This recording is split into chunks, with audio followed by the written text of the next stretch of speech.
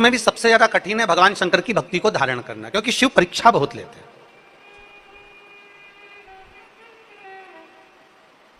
और परीक्षा का मूल तत्व है प्रतीक्षा।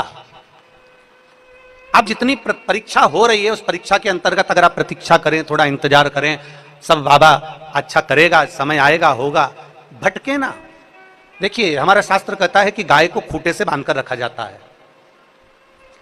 गौमाता जिस खूंटे से बनती है, गौमाता जिस खूंटी से बनती है, वो बंधी रहती है, तो लोग कहते हैं कि अच्छी गाय है, श्रेष्ठ गौमाता है, यहां वहां घूम नहीं रही है, यहां वहां जा नहीं रही है, ना कहीं इधर उधर घूम नहीं रही, कहीं बेकार स्थान पर जा नहीं रही, बंधी हुई है, स्थान उसका नियुक्त हो गया, वो एक खूंटे से बंधी हुई है, वो एक खूंटे से बंधी है। तो हम कहते हैं कि गौमाता, देखिए बड़े सावधानी से रहना, अगर बाहर को गौमाता घूम रही है तो कहेंगे कि वो सिंग मार देगी, कोई लात मार देगी, कोई कुछ हो जाएगा। पर हम ये कहते हैं कि जो खूंटे से बंधी हुई है वो गौमाता हमारे घर में रहती है, हम उसका पालन करते हैं, पोषण करते हैं। कभी कभी ऐसा भी होता है कि वो खूंटे से नहीं भी बंधी होती है तो भी वो भ्रमण करती रहती है हमारे घर के अंतर्गत, हमारे खले के अंतर्गत, हमारे ग्राउंड में वो घूमती रहती है, पर किसी को चोट नहीं पहुंचाती, किसी को मारती नहीं, किसी को कष्ट नहीं देती है। शिव महापुराण की कथा कहती है कि संसार में, मृत्यु लोक में अगर हमारा जन्म हुआ है तो हमारे सनातन धर्म की सबसे बड़ी पहचान है हमारी गौमाता। हमारे हिंदू धर्म की सबसे बड़ी पहचान है हमारी गौमाता। शिव महापुराण की कथा कहती है, लोग कहते हैं कि हम हिंदू राष्ट्र बनाएंगे। शिव महापुराण की कथा कहती है कि पहले इस शरीर को, इस मन को, इस चित्त को, इस मानव देह को हमें हिंदू बनाना है, अर्थात मस्तक पर तिलक और गौ माता की सेवा प्रत्येक घर में होना चाहिए। तो जानकर चलें कि हमारा हिंदू राष्ट्र बनने में देरी नहीं लगेगी। अगर हमारे मस्तक पर तिलक है, हम अगर गौ माता की सेवा कर रहे हैं, शिव जी को एक लोटा जल चढ़ा रहे हैं, गौ माता हमारे घर में पूजी जा रही है, गौ माता की सेवा हो रही है, घर में से एक रोटी गौ माता की हम दे रहे हैं और नित्य प्रति गौ सेवा में यदि हम लगे हैं, तो ये मानकर चलिए कि हमारा हिंदू राष्ट्र दूर नहीं है, हमारा हिंदू राष्ट्र बहुत हमसे दूरी नहीं है, हमारा हिंदू राष्ट्र हमारे साथ में एक ना एक दिन हिंदू राष्ट्र बनकर ही रहेगा। पर सबसे पहले हमको हिंदू बनना है, पहले हमको बनना पड़ेगा। आज हमारे मस्तक से तिलक चले गया,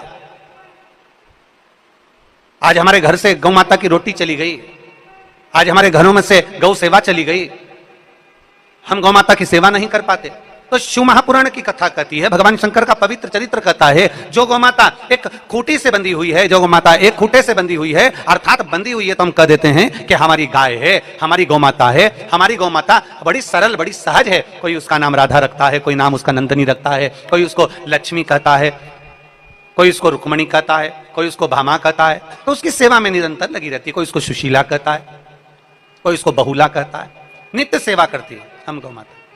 जैसे गौ माता एक खूंटे से बंधी होती है तो हम कहते हैं कि ये हमारी स्वयं की गाय है। उसी तरह शिव महापुराण की कथा कहती है कि जब हम रोज प्रतिदिन भगवान शंकर के मंदिर में जाकर एक लोटा जल समर्पित करते हैं, एक जगह पर हम हमेशा जाते रहते हैं, एक जगह पर बंधे रहते हैं, तो मेरा महादेव भी कहता है कि ये मेरा अपना है और इसका कल्याण मुझे करना है, ये मेरा श्रेष्ठ है, ये मेरा अपना है, ये मेरी सहजता का है, ये मेरा खुद का है। शिव उसकी आराधना को स्वीकार कर लेते हैं, भगवान शंकर उसकी आराधना को स्वीकार कर लेते हैं, भगवान शिव उसको स्वीकार कर लेते हैं।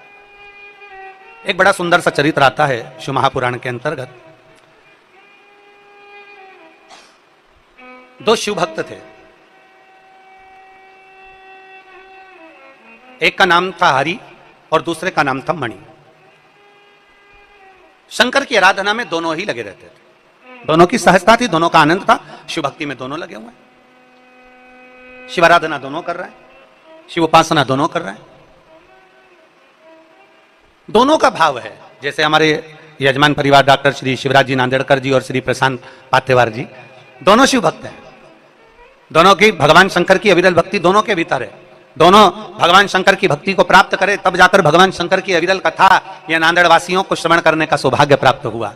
कहीं ना कहीं प्रभु कृपा, कहीं ना कहीं शिव कृपा हुई है जो ये कथा आपको और हमको प्राप्त हुई है, कहीं पुण्य हमारा प्रबल हुआ। दो शिव भक्त हैं, एक है हरि और दूसरे का नाम है मणि, दोनों शंकर की भक्ति में रमने वाले, दोनों शिव की, और दिन प्रतिदिन दोनों का नाम स्मरण, श्री शिवाय नमस्तुभ्यं, श्री शिवाय नमस्तुभ्यं, श्री शिवाय नमस्तुभ्यं, श्री शिवाय नमस्तुभ्यं, श्री शिवा नमस्तु। प्रतिदिन हरि और मणि दोनों भगवान शंकर की विरल भक्ति को धारण करते हैं। दोनों प्रतिदिन शिवालय जाते हैं, शंकर जी के शिवलिंग की पूजन करते हैं। भगवान शंकर के शिवलिंग को अपने हृदय में धारण करते हैं। भगवान शंकर का रुद्राक्ष अपने हृदय में, अपने गले में धारण करते हैं। प्रतिदिन बेलपत्र के वृक्ष के नीचे जाकर सफाई करते हैं। प्रतिदिन बेलपत्र के वृक्ष के नीचे जाकर सेवा करते हैं। प्रतिदिन बेलपत्र के वृक्ष के नीचे जाकर कुछ अर्चना, पूजन, पाठ, आराधना करते हैं। ऐसे शिव भक्त हैं दोनों, पर दोनों की आराधना में बहुत अंतर है। हरि की और मणि की, दोनों की आराधना में अंतर है। दोनों की आराधना, हरि जब भी शंकर भगवान की आराधना करता है, उसके पास में जो होता है वो शिव को समर्पित करता है। जल है, जल दे दिया। अपना खुद के आंगन का पुष्प है, शिव को दे दिया। अपने आंगन में कोई बेलपत्र का वृक्ष है, उसकी पत्र तोड़ा और भगवान शंकर को दे दिया। उसके पास में अगर कोई कंदमूल फल है तो दे दिया। पर मणि भी शिव भक्त है, पर मणि का एक क्रम बड़ा प्रबल था कि मणि जो भी कुछ लेता है, जो दूसरे को प्रेशर देकर, दूसरे को परेशान कर, दूसरे को कष्ट देकर, दूसरे को अपशब्द कहकर, थोड़ा क्रोध कर, थोड़ा गुस्सा कर, मणि उनसे वस्तु लेकर आ जाता और शंकर भगवान को समर्पित कर देता। किसी के बगीचे में से फूल तोड़ने गया, कोई ने मना करा तो क्रोध कर लिया, गुस्सा कर लिया। अब जा रहा है वो मणि, जब भी कोई पुष्प लेने जाएगा, कोई वस्तु लेने के लिए जाएगा तो क्रोध कर देगा। अब बड़ा भगवान शंकर को स्वीकार, हरि अपने पास में जो है वो शिव को दे रहा है। हरि जो अपने पास में है वो भगवान शंकर को प्रदान कर रहा है। और महाराज शास्त्र भी कहता है, कहां से लाऊं गंगा, कहां से लाऊं यमुना, कहां से लाऊं गंगा, कहां से लाऊं यमुना, कहां से लाऊं सरयू अपार पड़ी रे, कहां से लाऊं सरयू अपार पड़ी रे, और भोले तेरी सेवा हमसे ना बनी रे, ओ भोले तेरी सेवा हमसे ना बनी रे, ओ भोले तेरी सेवा हमसे ना बनी रे, भोलेनाथ तेरी सेवा हमसे ना बनी। जो है हमारे पास वो हमारे शिव को दीजिए। कभी मेरे ओघड़दानी ने, कभी मेरे शंभू ने, कभी मेरे शंकर ने आकर कभी नहीं कहा कि मुझे ये वस्तु दो, कभी नहीं कहा।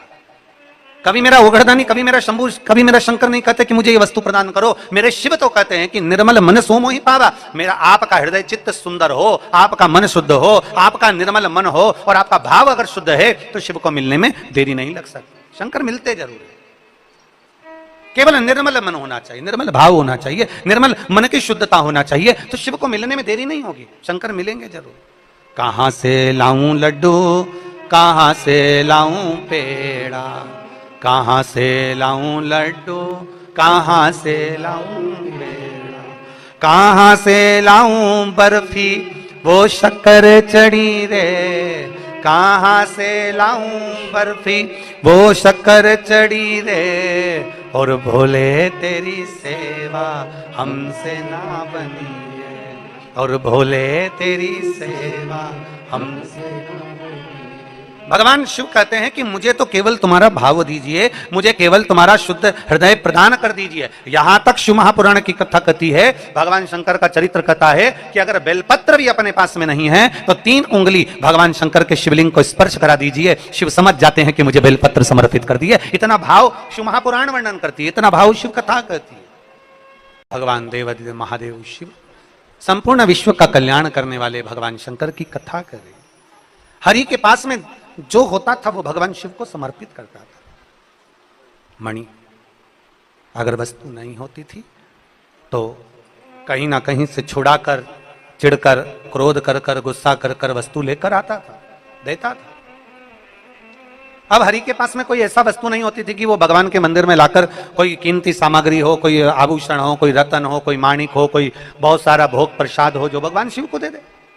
उसके पास में धतूरा रहता, बेलपत्र रहती, जो मिल जाता वो कनेर का पुष्प आदि जो भी वस्तु मिल जाती वो भगवान को दे दे। पर मणि और हरि दोनों मंदिर आते। हरि जब मंदिर में आता उसके पास में कुछ ऐसी वस्तु नहीं रहती, पर मणि जब मंदिर आता तो मंदिर में जितने लोग बैठे रहते वो बड़े प्रसन्नचित्त होते। मणि मंदिर में आ गया, मणि मंदिर में आ गया, मणि मंदिर में आ गया। क्यों? क्योंकि वो प्रसाद बहुत सारा लेकर आता था, सामग्री बहुत सारी लेकर आता था, बहुत सारा साहित्य लेकर आता था, तो सबको देता देता देता देता जाता था, सबको दे देता था, तो सब प्रसन्न रहते थे। अब हरि से लोग प्रसन्न नहीं हो पाते क्योंकि उसके पास देने के लिए कुछ नहीं होता। दोनों में अंतर है। हरि भगवान को जो दे रहा है वो खुद का दे रहा है, और मणि जो भगवान को दे रहा है वो कहीं ना कहीं से छुड़ा कर, क्रोध कर कर, गुस्सा कर कर कहीं से लेकर आकर भगवान को दे रहा। दोनों समय बीतता गया, बीतता गया। शिव महापुराण की कथा कहती है एक दिन दोनों तीर्थ यात्रा के लिए चल दिए, शिव का नाम लिया और तीर्थ यात्रा के लिए बढ़े। नमः शिवाय, ओम नमः शिवाय, नमः शिवाय, ओम नमः शिवाय। तीर्थ यात्रा के लिए बढ़ते बढ़ते बढ़ते बढ़ते दोनों जब चले, बीच मार्ग में चलते चलते क्या देखते हैं, बीच मार्ग में चलते चलते क्या उनने देखा कि एक कोई बीमार व्यक्ति मार्ग में मिला और बहुत जल की याचना कर रहा है। बहुत प्यास लगी है मुझे, भैया थोड़ा सा पानी दे दीजिए, बहुत जल की याचना। सबसे पहली दृष्टि मणि की गई उस पर, सबसे पहली दृष्टि मणि की गई उस पर, और मणि ने जो देखा, मणि जो देखा कि कोई बीमार पड़ा हुआ है, जल की याचना कर रहा है, पर मणि ने ध्यान नहीं दिया। मणि ने सोचा अगर हम उसके पास जाएंगे तो हमारी बोतल में, हमारे पास जो छाजल में जल रखा है वो जल इसको देना पड़ेगा, और हमारे पास में इतना जल नहीं है।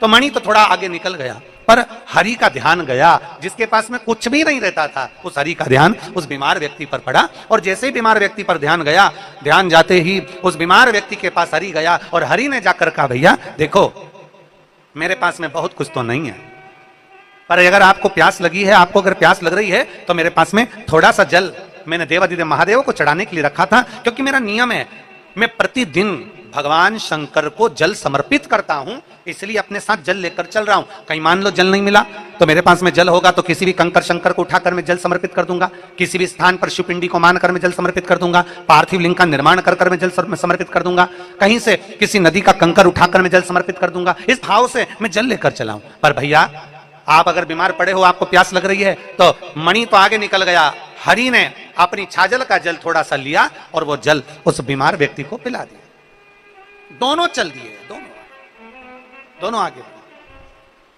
चलते चलते चलते चलते थोड़ी दूर पर पहुंचे, थोड़ी दूर ही पहुंचे थे, और पहुंचते से ही हरि के पांव में कांटा चुभ गया। अभी कथा के प्रारंभ में कहा कि भगवान शिव परीक्षा बहुत लेता, जैसे नांदेड़ वालों अभी तुम्हारी चल रही है।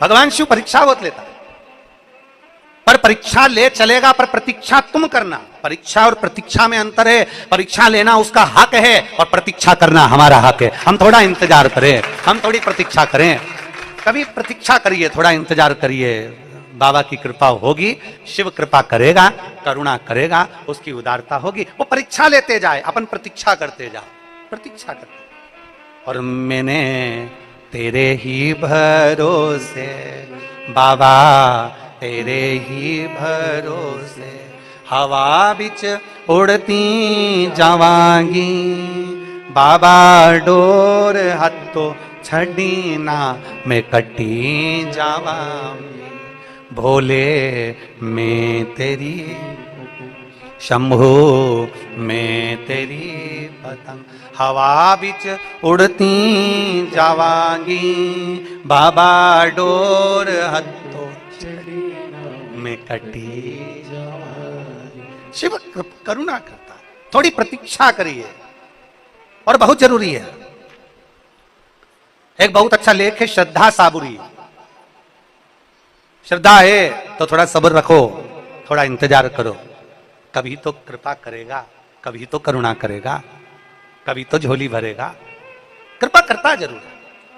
अब हरि ने पानी पिलाया, हरि के पास वस्तु नहीं होती थी, शिव सेवा करता है, हरि ने पानी पिलाया और पानी पिलाने के बाद आगे बढ़ा और पांव में लग गया कांटा। अब जरा सोचो, कई लोग कहते हैं हमारे तो भैया धर्म करते कर्म फूटे, कई लोग कह देते हैं अपने मुख से हमारा तो धर्म करते कर्म फूटा, पर ऐसा नहीं करना चाहिए। धर्म करते करते अगर थोड़ा सा कष्ट आ रहा है, धर्म करते करते अगर थोड़ी परेशानी आ रही है, धर्म करते करते अगर भगवान थोड़ी सी परीक्षा ले रहा है, तो ये कभी मत कहो कि कर्म फूटा धर्म करते, ना ना, ये कहो कि हमारे पूर्व का कोई कर्म होगा तो हमारे भोलेनाथ जी ने काटना प्रारंभ कर दिया, हमारा शिव हमारे कर्म को काट रहा है। पर ये मत कहिए कि धर्म करते कर्म फूटा, ना ना, कुछ हमारा कर्म होगा पूर्व का। इसीलिए तुम बार बार कहते हैं कि मत बुरे कर्म कर बंदे वरना पछताएगा, भगवान की आंखों से तू बच नहीं पाएगा, तू बच नहीं पाएगा। अरे ओ अज्ञानी मत कर नादानी, अरे ओ अज्ञानी मत कर नादानी, तेरे कर्म का फल भी तू ही पाएगा, जैसा किया तूने तेरे आगे आएगा। मत बुरे कर्म कर बंदे वरना पछताएगा, भगवान की आंखों से तू बच नहीं पाएगा, तू बच नहीं पाएगा। अरे ओ अज्ञानी मत कर नादानी, अरे ओ अज्ञानी मत कर। अपने कर्म का फल अपने को पाना, अपने कर्म का भोग अपने को भोगना है, अपने कर्म का स्मरण अपने को करना है। हरि पांव में लग गया कांटा, शिव महापुराण की कथा कहती है हरि के पांव में जैसे कांटा लगा, मणि उसको देखकर हंसा। क्यों हंसा? जब कष्ट आता है, तकलीफ आती है, दुख आता है, तो दुनिया के ऐसे कई लोग हैं जो पीछे खड़े होकर हंसते हैं, अच्छा हुआ। दुनिया के लोग हंसते हैं, अच्छा हुआ। दुनिया के लोग कहते हैं बहुत अच्छा हुआ, ऐसा होना था। दुनिया के लोग हंसते हैं। पर शिव महापुराण की कथा कहती है दुनिया कितनी भी हंसे, हंसने दो, क्योंकि दुनिया की रीति है आगे बढ़ने वाले पर पहले हंसते हैं, फिर ताना कसते हैं, फिर ताली बजाकर उसी की वाहवाही करते हैं कि अच्छा कार्य। ये दुनिया की रीति है, इसलिए घबराना नहीं है। हरि के ऊपर मणि ने हंसा और मणि को हंसी आ गई। अब मणि को हंसी आई तो मणि ने हंसते हुए कहा देखो तुमने पानी पिलाया था और तुम्हारे साथ में ये हो गया। मणि ने जैसे ही कहा, हरि ने कहा ये पानी पिलाने से नहीं हुआ है, मेरे बाबा ने कोई कृपा करी होगी, हो सकता है इस कांटे की जगह मेरी गर्दन कटने वाली होगी, तो मेरे शंकर ने कांटा चुभाकर मेरी गर्दन को बचा लिया है। ये शिव कृपा है, ये शंकर की उदारता। करोड़ों शिव भक्त शिव महापुराण की कथा को सुन रहे हैं। नांदेड़ की पवित्र भूमि से आप ये पवित्र शिव महापुराण की कथा का रसपान ग्रहण कर रहे हैं। नांदेड़ की पवित्र धरा से आप कथा का रसपान कर रहे हैं। अपने भीतर उतार कर रखिएगा। थोड़ा सा कष्ट अगर जिंदगी में आए, थोड़ा सा दुख अगर जीवन में आए, थोड़ी सी परेशानी हमारे जीवन में आए, तो शिव महापुराण की कथा कहती है कभी घबराना नहीं, ये समझ लेना कि मेरा भोले बाबा परीक्षा ले रहा है, थोड़ी प्रतीक्षा करना, थोड़ा इंतजार करना। एक बार पशुपति व्रत करा, 2 बार पशुपति व्रत करा, 3 बार पशुपति व्रत करा, कार्य नहीं हुआ, हारना नहीं। शिव जी को मंदिर में जाते जाते जल चढ़ाते चढ़ाते 1 महीना, 2 महीना, 3 महीना, 4 महीना, 5 महीना निकल गया, घबराना नहीं, शिव कृपा करेगा, करेगा कृपा। इंतजार करो, थोड़ी प्रतीक्षा करो, थोड़ा इंतजार करिए, थोड़ी प्रतीक्षा करिए। कल एक समिति के मोबाइल पर एक मैसेज था किसी बहन का, अगर वो कथा सुन रही होगी तो उसके स्मरण में होगा, महाराष्ट्र की ही है, लातूर के पास की। उसने एक मैसेज करा कि मेरे कोई भाई ने करा कि मेरी पत्नी के गर्भ से बच्चा हुआ और बच्चा जन्म लेते ही धर्मपत्नी का जो गर्भाशय था वो बच्चे के साथ ही प्रविष्ट हुआ। अब गर्भाशय उसका उदर में रहा नहीं। डॉक्टर ने कहा अभी की अभी ऑपरेशन करना पड़ेगा और गर्भाशय को, बच्चादानी को बाहर निकालना पड़ेगा। अब उसके घर का प्रथम बच्चे का योग दूसरे कोई संतान का योग ही नहीं बन सकता। गर्भाशय बाहर निकल जाए, गर्भाशय अगर निकाल दिया जाए तो बच्चे का योग कहां बने। बड़ा दुखी था, बड़ा दुखी। उसकी पत्नी भी रो रही थी, बड़ा दुखी था। उसकी पत्नी की आंख में भी आंसू थे, रो रही। अब करें तो करें क्या। तुरंत डॉक्टर ऑपरेशन के लिए बोला और पति अपनी बहन से कहता है कि शिव जी के मंदिर जा और एक बेलपत्र लाकर दे दे, मुझे भरोसा है कि मेरा शंकर कभी बुरा नहीं होने देगा। और उस भाई ने मैसेज में लिखा कि वो बेलपत्र लाकर मैंने अपनी धर्म पत्नी के पास में रखा और डॉक्टर ने थोड़ी देर बाद कह दिया कि उसके गर्भाशय को निकालने की जरूरत नहीं है, उसका गर्भाशय ठीक हो गया। ये शिव भक्ति, ये शंकर भगवान की ओगरदानी की भक्ति, ये शंकर की कृपा। और कृपा की न होती जो आदत तुम्हारी, तो सोनी रहती अदालत तुम्हारी। गरीबों के दिल में जो जगह तुम न पाते, तो किस दिल में होती इबादत तुम्हारी, तो किस दिल में होती इबादत। कभी ये विचार न लाइए कि हमने ऐसा करा और ऐसा हो गया। कई लोग कह देते हैं हवन करते हाथ जल गए। ना ना ना, हाथ जला तो ये विचार मानकर चलना कि हमारा पूर्व का कोई कर्म था वो कट गया। थोड़ा सा कष्ट आया, हम मानकर चलना हमारा पूर्व का कोई कष्ट था तो मिट गया। कोई पूर्व का कष्ट था, समाप्त हो। प्रभु कृपा करता है। हरि के पांव में कांटा लग गया, मणि हंसने लगा। दुनिया हंसती है, बहुत हंसती है। आप अच्छा कर्म करिए, बहुत हंसेंगे लोग। हमने पहले भी कथा में कहा, मॉल में जाओगे ना तो कोई नहीं हंसने वाला, फिल्म देखने जाओगे तो कोई नहीं हंसने वाला, पर अगर मंदिर में एक लोटा जल चढ़ाने के लिए गए ना तो दुनिया ताना जरूर कसेगी। बाबा जी बन जाओ, सीवर वाले महाराज के साथ ही चले जाओ, दुनिया कहे बाबा जी बन जाओ, सीवर वाले महाराज के साथ चले जाओ। 24 घंटे कथा कथा सत्संग, कथा कथा सत्संग, कथा कथा सत्संग, 24 घंटे।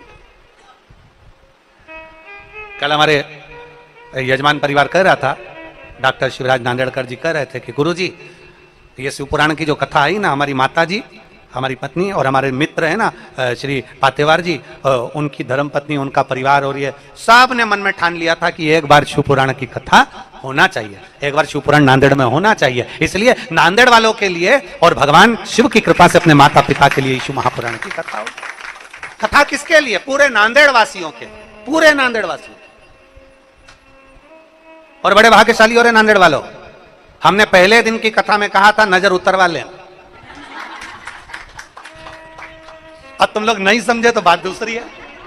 हमने तो कहा था पहले दिन की कथा में बोल दिया था नांदेड़ वालों को कि नांदेड़ वाली जीजियों और मेरे जीजाओं और मेरी बेटियों मेरे बेटाओं नजर उतरवा लेना। तो कुछ सोचकर ही बोला होगा, कुछ सोचकर बोला होगा। और तुमने जो 2 लोटा जल सावन के महीने में चढ़ाया तो भोलेनाथ जी ने कहा मैं अकेला थोड़ी ना आया, तो गंगा को साथ लेकर आया हूं। तो शिव है। अब 15 दिन से 20 दिन से 30 दिन से पानी नहीं गिरा था नांदेड़ में, एक बूंद पानी नहीं गिरा, सब त्राही त्राही मचा रहे थे।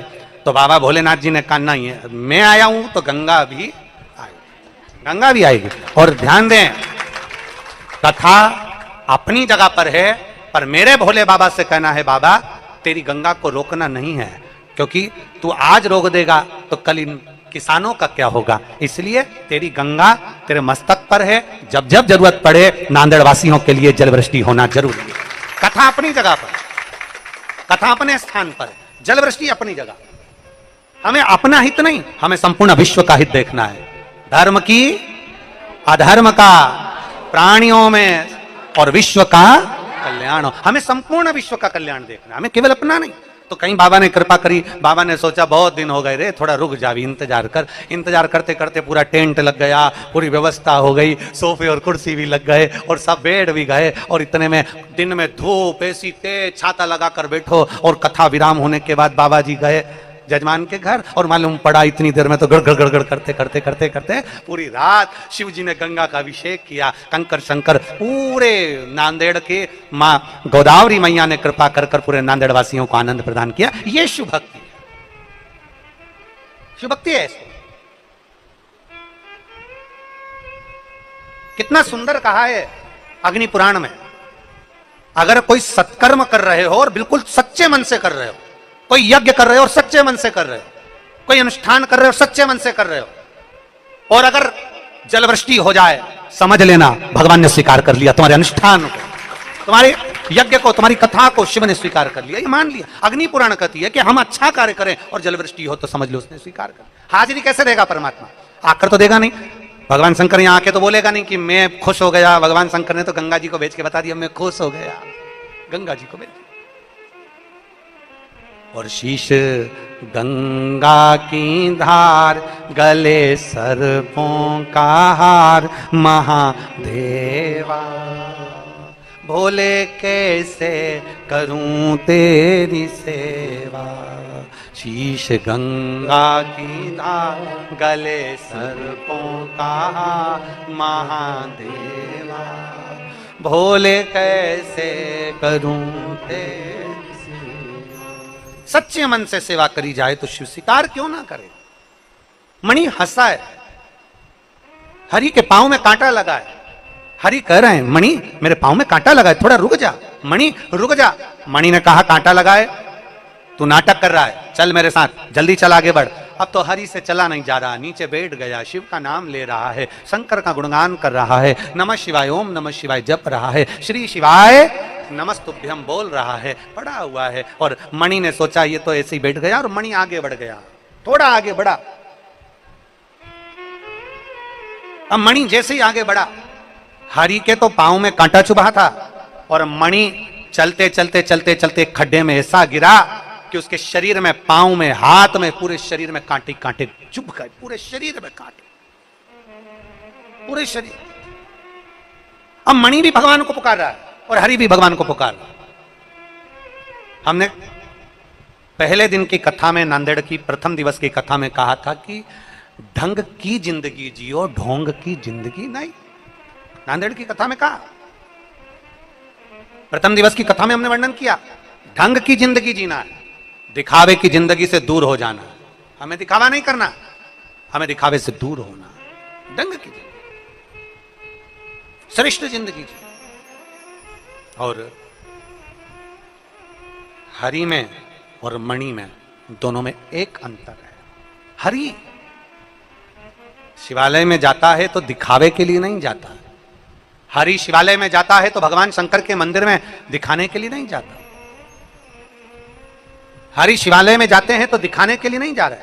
मणि शिवालय में जा रहे हैं तो ये दिखाने के लिए जाते हैं कि देखो मैं तुमको ये सब देता हूं, मैं तुम्हें ये प्रदान करता हूं, मेरे पास में इतना वैभव है, मेरे पास में ये है, मेरे पास में वो, ये दिखावे के लिए। हरि नहीं जाता, दिखावे से दूर है हरि, दिखावे से दूर। पुकारा दोनों ने, मणि भी शिव को पुकार रहे हैं और हरि भी शंकर को पुकार रहे हैं।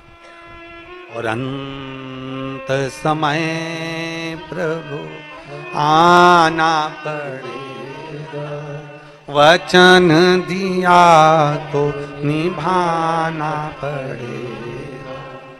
अंत समय प्रभु आना पड़ेगा, वचन दिया तो निभाना पड़ेगा। आए ना आए प्रभु कुटुंब कबीरा, अंत समय प्रभु आना पड़ेगा, वचन दिया तो निभाना पड़ेगा। अंत समय प्रभु आना पड़ेगा। पुकारो, हरि ने पुकारा, मणि ने भी पुकारा, पर दोनों के पुकारने में अंतर है। हरि केवल नाम उच्चारण कर रहा है और मणि क्या बोल रहा है? भोलेनाथ मैंने तुम्हें रोज जल चढ़ाया, भोलेनाथ मैंने रोज तुम्हें पुष्प चढ़ाया, भोलेनाथ मैंने तुम्हें रोज बेलपत्र चढ़ाई, भोलेनाथ मैंने रोज तुम्हें चूरमे का भोग लगाया, भोलेनाथ मैं तुम्हारे मंदिर में रोज आया। हरि एक बार भी नहीं बोला कि बाबा मैं तेरे मंदिर में रोज आता हूं। हरि एक बार भी नहीं बोला बाबा मैं तुझे जल चढ़ाता हूं। हरि एक बार भी नहीं बोला कि बाबा मैं तेरा भजन करता हूं। पर मणि कह रहा, मणि बार बार कह रहा है मैं तुम्हारे मंदिर में आता हूं, मैं तुम्हें जल चढ़ाता हूं, मैंने तुम्हें भोग लगाया, मैंने तुम्हें बेलपत्र चढ़ाई, मैंने तुम्हारा साज बिछाया। कई लोग, दुनिया के कई लोग ऐसे हैं जो बार बार कहते हैं मैं इतना करने के बाद भी मेरी किस्मत में यश नहीं, मैं रोज मंदिर जाता, रोज जल चढ़ाता, रोज पूजन करता तो भी दुख मेरे पर ही आता, मैं रोज ऐसा करता तो भी भगवान मेरी नहीं सुनता, मैं रोज भगवान को प्रार्थना करता तो भगवान मेरी नहीं सुनता। अरे मणि बार बार भगवान को कह रहा है कि मैं रोज मंदिर जाता हूं तो भी मेरे को दुख आया, मैंने ऐसा करा, भगवान मैं तुम्हें भजता हूं। पर हरि ने नहीं कहा कि भगवान मैं जल चढ़ाता हूं, भगवान मैं तुम्हें यह करता हूं। मेरा निवेदन है सभी से, सभी श्रोता भाई बहनों से निवेदन है, आप अपने बच्चे को पढ़ाओ, आप अपने बच्चे को विद्यार्जन कराओ, आप अपनी बेटी को पढ़ाओ, आप अपनी बेटी को विद्याध्ययन कराओ, आप अपने परिवार वालों के लिए करो, आप अपने परिवार वालों के लिए विद्याध्ययन कराओ, पढ़ाओ, बच्चों को खूब पढ़ाओ, खूब विद्याध्ययन कराओ। पर बच्चों को बार बार ये कहने की जरूरत नहीं है कि मैंने तुम्हारे लिए ये करा, मैंने तुम्हारे लिए मकान बनाया, मैंने तुम्हारे लिए दुकान करी, मैंने तुम्हारे लिए ये करा, मैंने तुम्हारे लिए वो करा। क्योंकि बच्चों के हृदय में धीरे धीरे चिड़ उत्पन्न होने लगती है और बच्चे आखिरी में एक दिन कह देते हैं कि दुनिया के माँ बाप भी करते हैं। इसलिए ऐसे शब्दों का संबोधन नहीं करना, बच्चों को संस्कार में ऐसा ढाल दो, संस्कार में ऐसा बच्चों को ढालिए कि बच्चों की चित्तवृत्ति में यह रहना चाहिए कि मेरे पिता ने और मेरी माँ ने मेरे लिए क्या क्या करा, यह बच्चों की चित्तवृत्ति में रहना चाहिए। बोलने से नहीं, बोलने से नहीं, बताने से नहीं, बच्चों की चित्तवृत्ति में संस्कारों के माध्यम से यह डाला जाए। हमारे घर के बच्चों में वो संस्कार होना चाहिए कि हमारे घर के बच्चे देखें कि हमारे पिता ने कितनी मेहनत करी, हमारे घर के बच्चे देखें कि हमारी माता ने कितनी मेहनत करी, हमारे घर के बच्चों देखें कि हमारे परिवार वालों ने कितनी मेहनत करी, तब उनको समझ में आता है। महाराज, ऊंचाई की बिल्डिंग लोगों को नजर आती है, 4 मंजिल की बिल्डिंग लोगों को नजर आती है, पर 4 मंजिल के नीचे जो सरिया गया है, 4 मंजिल के नीचे जो खुदाई करी गई है, 4 मंजिल के नीचे जो खोदा गया है, वो नहीं दिखता है। होता है एक कथा आती है बड़ी सुंदर। एक भिखारी सोच लिया मुझे सम्राट बनना है। एक भिखारी ने सोचा मुझे राजा बनना है, और चाहे कुछ भी हो जाए मैं राजा बन के रहूंगा, मैं सम्राट बन के रहूंगा। अब भिखारी ने सोचा मुझे सम्राट बनना है, तो किसी ने भिखारी से पूछा कि तुम सम्राट कैसे बनोगे? तो भिखारी ने कहा भीख मांग के। अरे भिखारी, भीख मांगकर कोई सम्राट बनता है क्या? पर मुझे बनना है। भिखारी ने चौराहे के पास में अपनी चादर बिछाई फटी हुई और बैठ गया भीख मांगने के लिए। भीख मांगता रहा, मांगता रहा, मांगता रहा, मांगता रहा, 10 साल, 15 साल, 20 साल, 25 साल, 30 साल, 40 साल भीख मांगता रहा, मांगता रहा, मांगता रहा, मांगता रहा। और एक दिन भीख मांगते मांगते मांगते मांगते मांगते मांगते उसकी अंतिम क्षण आ गया और भिखारी सीता राम हो गया। उसका सम्राट बनने की आशा, उसका राजा बनने की आशा उसके साथ ही मर गई, उसी के साथ समाप्त हो गई। भिखारी मर गया, भिखारी समाप्त हो गया। अब गांव के लोगों ने देखा, नगर के लोगों ने देखा कि भिखारी मर गया।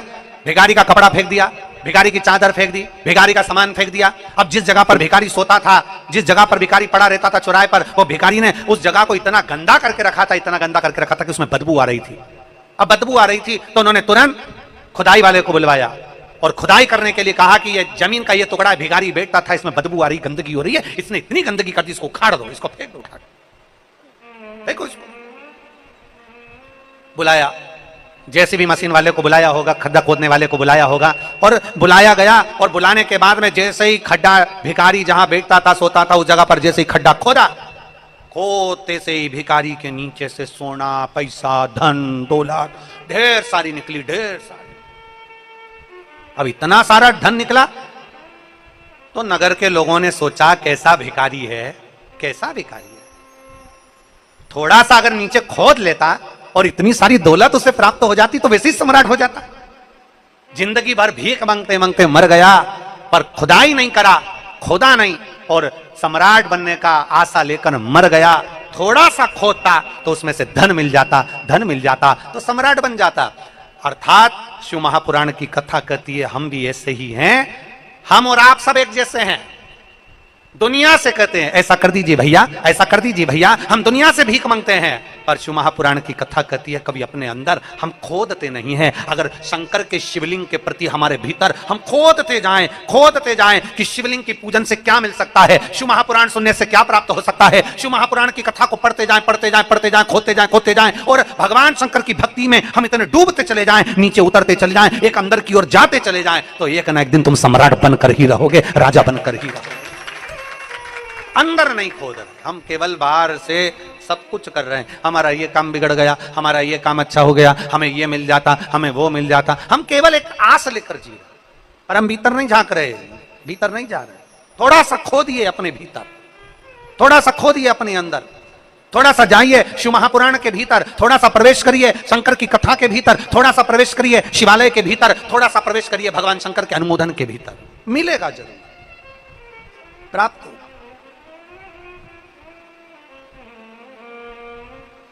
और मैंने तेरे ही भरोसे बाबा, तेरे ही भरोसे हवा बिच उड़ती जावांगी, बाबा डोर हत्तो छड़ी ना मैं कटी जावा भोले मैं तेरी पतंग शंभो मैं तेरी पतंग हवा बिच उड़ती जावांगी बाबा डोर हत्तो छड़ी ना मैं कटी जावांगी। हम अपने भीतर नहीं खोद रहे हैं, हम अपने भीतर नहीं झांक रहे हैं, हम अपने भीतर नहीं जा रहे हैं।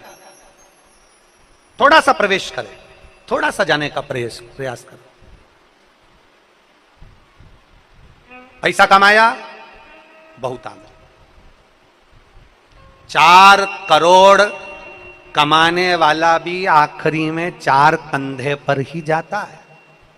4 करोड़ कमाने वाला 4 बांस 40 कंडे और 4 कंधे पर निकल जाता है और 4 करोड़ रुपया उसका पड़ा की पड़ा रह जाता है। जब करोड़पति भी बीमार पड़ता है, हॉस्पिटल में पड़ा रहता है, करोड़पति भी जब हॉस्पिटल में आईसीयू में पड़ा रहता है, करोड़पति भी जब वेंटिलेटर पर पड़ा रहता है, धन उसका, पैसा उसका, करोड़ों की जायदाद उसकी, सारी वस्तु उसकी, पर बीमारी में उसका धन कितना उस पर खर्च करना है यह निर्णय भी दूसरा करता है। करोड़ों कमाने वाले का निर्णय भी उसके ऊपर, इसको वेंटिलेटर पे कितने दिन रखना है, वेंटिलेटर पे कब तक पड़ा के रखना है, आईसीयू में कितने दिन रखना है, अच्छा कमरा लेना है कि नहीं लेना, ये निर्णय दूसरा लेता है। करोड़ों का धन तुम्हारा, पैसा तुम्हारा, वैभव तुम्हारा, सत्ता तुम्हारी, सब कुछ तुम्हारा, कमा कमा कर जोड़ कर रखा तुमने, पर आखिरी में तुम्हारे पैसे का निर्णय भी दूसरे लेते हैं। देखो बहुत दिन हो गए वेंटिलेटर पे पड़े हुए, अब हटा देना चाहिए, पैसे पे पैसा लग रहा है। करोड़ों उसके थे, धन उसका था, पैसा उसका था, पर तुम्हारे पैसे का निर्णय दूसरा ले रहा है। देखो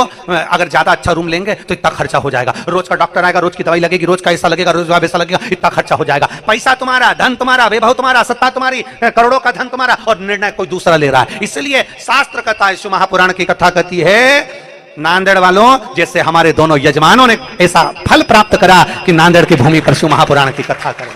दोनों यजमान श्री शिवराज नांदेड़कर जी और प्रशांत पातेवर जी, इन दोनों को साधुता देता हूं, मैं दोनों को धन्यवाद देता हूं। अपने धन का सदुपयोग स्वयं करिए। इसलिए हम पहले भी कथा में कहते आए हैं, किसी को 1 रुपया नहीं देना मत दो, किसी के ऊपर खर्च नहीं करना मत करो, किसी को 1 रुपया नहीं देना मत दो, कम से कम अपने ऊपर खर्च करो, अपने ऊपर तो खर्च करो, अच्छे से खाओ पियो, अच्छे से रहो, अपनी जिंदगी फुल एंजॉय में जियो, रो रो के नहीं, आंसुड़ा बहा बहा कर नहीं, अपनी जिंदगी खुश होकर जियो। थोड़ा सा दुख आया है कट जाएगा, थोड़ा सा तकलीफ आई कट जाएगा, पर अपने जीवन को अच्छे से जियो। 4 करोड़ कमाने वाले का भी 4 बांस, क्या बोलते हैं महाराष्ट्र में बांस को, बांबू, 4 बांस 4 बांबू, 40 कंडा, कंडा मतलब गोबरी, अंतिम संस्कार में कितनी लगती, 40 कंडे से ज्यादा नहीं, 4 बांस 40 कंडा और 4 कंधा, इससे ज्यादा जिंदगी नहीं मनुष्य की। और आखिरी में तुम्हारे धन का विचार भी दूसरे करेंगे। कोई आएगा, कोई कह देगा कौन बीमार पड़ा है तो क्या, वो बीमार पड़ा है तो क्या, एक काम करो कि अब देखो बहुत दिन हो गए पड़े पड़े वेंटिलेटर पे, इतना पैसा लग रहा है फालतू का, एक काम करो कि अब इनको वेंटिलेटर से हटा दो, डॉक्टर साहब हटा दो। निर्णय, हाँ डॉक्टर कह रहा है 2 दिन और रख के देखो, हो सकता है इसमें सांस आ जाए, 2 दिन और रखो, इसमें सांस आ सकती है, पर नहीं अब हमारी कैपेसिटी नहीं है, इतना पैसा चले जाएगा, अब थोड़ा अगर ये तो चले ही जाएगा, जाने वाला चले जाएगा, कम से कम पैसा तो रह जाए, पैसे को जोड़ जोड़ के रहने दो। तुम्हारा धन और निर्णय कोई दूसरा ले रहा है, तुम्हारा धन और निर्णय कोई दूसरा ले रहा है। इसलिए शिव पुराण कहती है, अपना निर्णय अपने को लेना, अपना निर्णय अपने को लेना, स्वयं का निर्णय होना चाहिए, स्वयं का।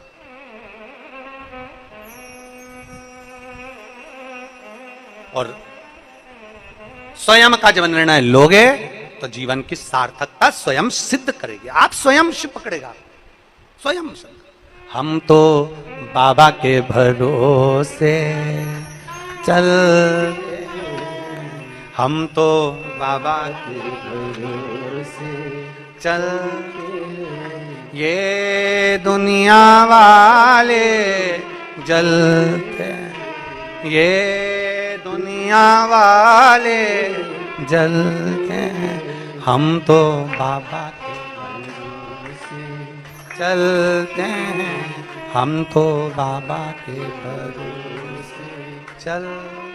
जले जलने वाला, आग लगे बस्ती में, जम के बोलो जरा, आग लगे बस्ती में, अपन रहो मस्ती में, क्या किसको रोइए, चादर तान के सोइए, अलमस्त हो। और देख लो कितना जोरदार आनंद है। जो देखा जाएगा। बैठे अपनी मस्ती में, भगवान की कथा, भजन, कीर्तन, परमिशन मिले तुम्हारे पास रखो, परमिशन भोलेनाथ ने घर में दे दी, ले। भक्ति, भजन, चित्त, स्मरण अपने भीतर, अपने भीतर, और स्वयं का निर्णय, श्रेष्ठ कम निर्णय, स्वयं का निर्णय करें, स्वयं। शंभु शिव कथा, हरि के पांव में कांटा चुभा है, मणि के पांव में, पूरे शरीर में कांटा चुभा है। मणि बार बार शिव जी से करा, मैं तुम्हारे मंदिर आता था, मैं तुम्हारे मंदिर में पोछा लगाता, झाड़ू लगाता, तुम्हें जल चढ़ाता, तुम्हें भोग लगाता, तुम्हें बेलपत्र चढ़ाता, तुम्हें धतूरा चढ़ाता, तुम्हें ऐसा करता। बार बार मणि कर रहा है, पर हरि एक बार भी नहीं कहा कि बाबा मैं तुम्हारे लिए कुछ करा। हरि तो कह रहा है बाबा मेरे पांव में कांटा चुभा है। केवल हरि शिव नाम का स्मरण कर रहा है। श्री शिवाय नमस्तुभ्यं, श्री शिवाय नमस्तुभ्यं, श्री शिवाय नमस्तुभ्यं, श्री शिवाय नमस्तुभ्यं। भजन कर रहा। मेरे ओघड़दानी शंभू के कानों में शब्द गया। शिवजी एक बूढ़े का रूप रख कर आए, हरि के पास पहुंचे, उसके पांव का कांटा निकाल दिया। हरि ने पूछा बाबा तुम कौन, इस वीराने जंगल में कहां तुम आ गए, कौन हो तुम, कहां से आए हो तुम, कहां से रहने वाले हो। भगवान भोलेनाथ जी कुछ नहीं बोले, केवल कांटा निकाल दिया, केवल कांटा। शिव कथा कहती है आप कमाते हैं, जोड़ते हैं, उसको बढ़ाने का प्रयास करते हैं। एक दुकान में से थोड़ा सा कमाया तो उसको बढ़ाने का प्रयास कर, छोटी सी दुकान को बड़ा बनाने का प्रयास कर। एक गाड़ी है तो 2 गाड़ी बनाने का प्रयास कर, एक पेट्रोल पंप है तो 2 पेट्रोल पंप करने का प्रयास किया, एक बंगला है तो 2 बंगला बनाने का प्रयास किया, थोड़ी सी प्रॉपर्टी है तो उसको बड़ा बनाने का प्रयास किया, 1 एकड़ जमीन, 1 बीघा जमीन है तो 4 बीघा बनाने का, 5 बीघा बनाने का, 5 एकड़ बनाने का प्रयास किया। धन को, थोड़े से धन को बड़ा बनाने का प्रयास में हर व्यक्ति लगा हुआ है। कैसे ना कैसे मुझे धन बढ़ाना है, प्रॉपर्टी बढ़ाना है, सत्ता बढ़ाना है, वैभव बढ़ाना है, अपना मान, अपना आनंद सब बढ़ाना है। बढ़ाने में तुम लगे हुए हो, धन को बढ़ाने में लगे हो, घर को बढ़ाने में लगे हो, गाड़ियों को बढ़ाने में लगे हो, प्रॉपर्टी को बढ़ाने में लगे हो। केवल एक चीज ऐसी है जो बढ़ाने की जगह दुनिया के लोग घटा रहे हैं। वो क्या? भगवान की पूजा, भगवान की भक्ति, भगवान का भजन, भगवान का स्मरण, भगवान का मंदिर, ये लोग घटा दिए। पहले के समय में लोग मंदिर में समय ज्यादा देते थे, अब कम समय देते। पहले के समय में लोग भगवान को श्रृंगार ज्यादा करते थे, अब कम करते। पहले के समय में लोग भजन ज्यादा करते थे, अब कम करते हैं। पहले के समय में लोग कीर्तन ज्यादा करते थे, अब कम करते हैं। भजन कम हो गया, भक्ति कम हो गई, श्रद्धा अर्थात थोड़ी सी मात्रा में उसको कम कर दिया गया। और शिव पुराण की कथा कहती है तुम्हारे माता पिता ने जो पुण्य करा था, उस पुण्य, उस भजन का फल यह है कि आज तुम्हारी 4 मंजिल बिल्डिंग है, प्रॉपर्टी ज्यादा है, गाड़ी ज्यादा है, बंगला ज्यादा है। भगवान शिव की कथा कहती है हरि के पांव के कांटे स्वयं शिव निकाल देते हैं। मणि चिल्ला रहा है, मणि चिल्ला रहा, पर शिव नहीं गए। नांदेड़ की प्रथम दिवस की कथा में कहा था कि ढंग की जिंदगी जियोगे तो शिव के करीब में जाओगे। ढोंग की जिंदगी से शंकर के करीब नहीं जा सकते, शिव के पास नहीं पहुंच सकते। हरि का कांटे निकल गए पांव के। जब हरि के कांटे, पांव का कांटा जब हरि का निकला, हरि ने स्वयं भगवान शिव जी के सम्मुख में वृद्ध व्यक्ति से कहा कि मेरा मित्र आगे गया है और बहुत आगे निकल गया होगा, मुझे उसके साथ में तीर्थ यात्रा करना है, मैं जा रहा हूं। कांटा निकलते से जैसे ही हरि आगे बढ़ा तो देखा कि उसके मित्र मणि के पूरे शरीर पर कांटे चुभे हुए थे। तुरंत हरि ने एक क्षण की देरी नहीं करी और मणि के पूरे शरीर के कांटे निकाले, पूरे शरीर के कांटे। आज मणि की आंखों में जल भर गया और मणि की आंखों में जब जल भरा, मणि की आंख में जैसे ही जल आया, जल आते से मणि ने तुरंत हरि के चरण पकड़ लिए कि हरि मुझसे गलती हुई, तेरे शरीर में कांटा चुभा था तेरे पांव में और मैं निकाल नहीं पाया। एक वृद्ध मिला था, उसको पानी तक नहीं पिला पाया, तो मेरी शिव भक्ति बेकार है। ऐसी शिव भक्ति किसी काम की?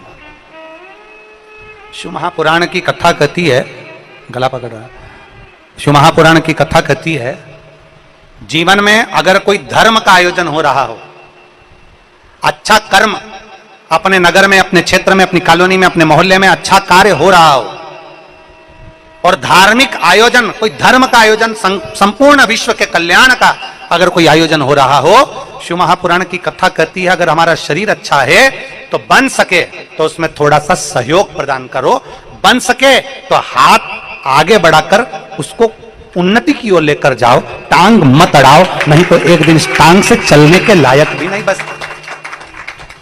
बन सके तो इस शरीर में हाथ आगे बढ़ाओ और टांग मत अड़ाओ। अगर हाथ आगे बढ़ा दिया ना तो कहीं ना कहीं भोलेनाथ तुम्हारा हाथ पकड़कर खींचकर तुमको भी आगे बढ़ा देगा। और अगर सनातन धर्म के आयोजन में, कहीं अच्छे आयोजन में, सत्कर्म में, भगवान की भक्ति में और खास रूप से शंकर की भक्ति में अगर टांग अड़ाई है तो 1.5 साल 2 साल में टांग भी और शरीर भी बाबा के भरोसे ही रह जाता है। इसलिए थोड़ा सावधान, थोड़ा सावधान। मेरा शिव का भक्त, शंकर का भक्त कभी भी मुख से कुछ नहीं कहता, पर शंकर के भक्त का जवाब स्वयं शंकर देता है, त्रिकालदर्शी कैलाशी अविनाशी देता है। इसलिए सावधान। हम फिर कहेंगे, पहले लोग कहते थे तेरा क्या होगा कालिया, हम भी आज कहते हैं सावधान रहना, तेरा क्या होगा कालिया। थोड़ा सतर्क रहिए, थोड़ा सावधान रहिए। और मत बुरे कर्म कर बंदे वरना पछताएगा, भगवान की आंखों से तू बच नहीं पाएगा, तू बच नहीं पाएगा। जिस नांदेड़ के कार्यक्रम के लिए नांदेड़ का बच्चा बच्चा, एक एक बूढ़ा, एक एक व्यक्ति, एक एक महिला, एक एक पुरुष जागृत होकर आधी रात को पानी भराया ग्राउंड में, तो एक एक समिति, एक एक बच्चा बच्चा, एक एक, ये नहीं देखा कि कौन धर्म का कौन कर्म का, सारा व्यक्ति उस ग्राउंड में पहुंच गया और जाकर उसने एक एक व्यक्ति को आगे बढ़ाकर अपने अपने घरों में, अपने अपने भवन में, अपनी अपनी जगह में ठहराया। अब अपना फर्ज बनता है कि अपने गांव में, नगर में कोई कार्य हो तो उसको उन्नति की ओर आगे बढ़ाया जाए, उसको तरक्की की ओर लेकर जाया जाए, जिससे सनातन धर्म मजबूत होता चले जाए। सनातन धर्म मजबूत हो, उसको मजबूत बनाना हमारा कार्य, उसको श्रेष्ठ बनाना हमारा कार्य। वो तो शिव भक्त हैं, भगवान शंकर के भक्त बड़े सहज, बड़े सरल, बड़े भोले होते हैं, बड़े भोले। शिव भक्त बड़ा सरल, शंभु का भक्त बड़ा सरल। शिव कथा कर रही है, अरे मणि ने पकड़ लिया चरण हरि का, हरि का चरण पकड़ा। हरि ने कहा देख रे मणि, मेरे चरण मत पकड़, मेरे चरण मत पकड़, तुझसे गलती हुई है, तुझसे गलती हुई है और उसका भोग तुझे भोगना है, इसलिए तूने भोगा। ये ना सोचें कि हम शंकर की आराधना में लगे हैं। शिव की आराधना केवल दिल से होती है, शंकर की आराधना केवल भक्ति मन से होती है, चित्तवृत्ति से होती है, हृदय से होती है। शिव भक्ति हृदय से, शिव भक्ति में दिखावा नहीं होता, बड़ा मन। एक पत्र है देखिए,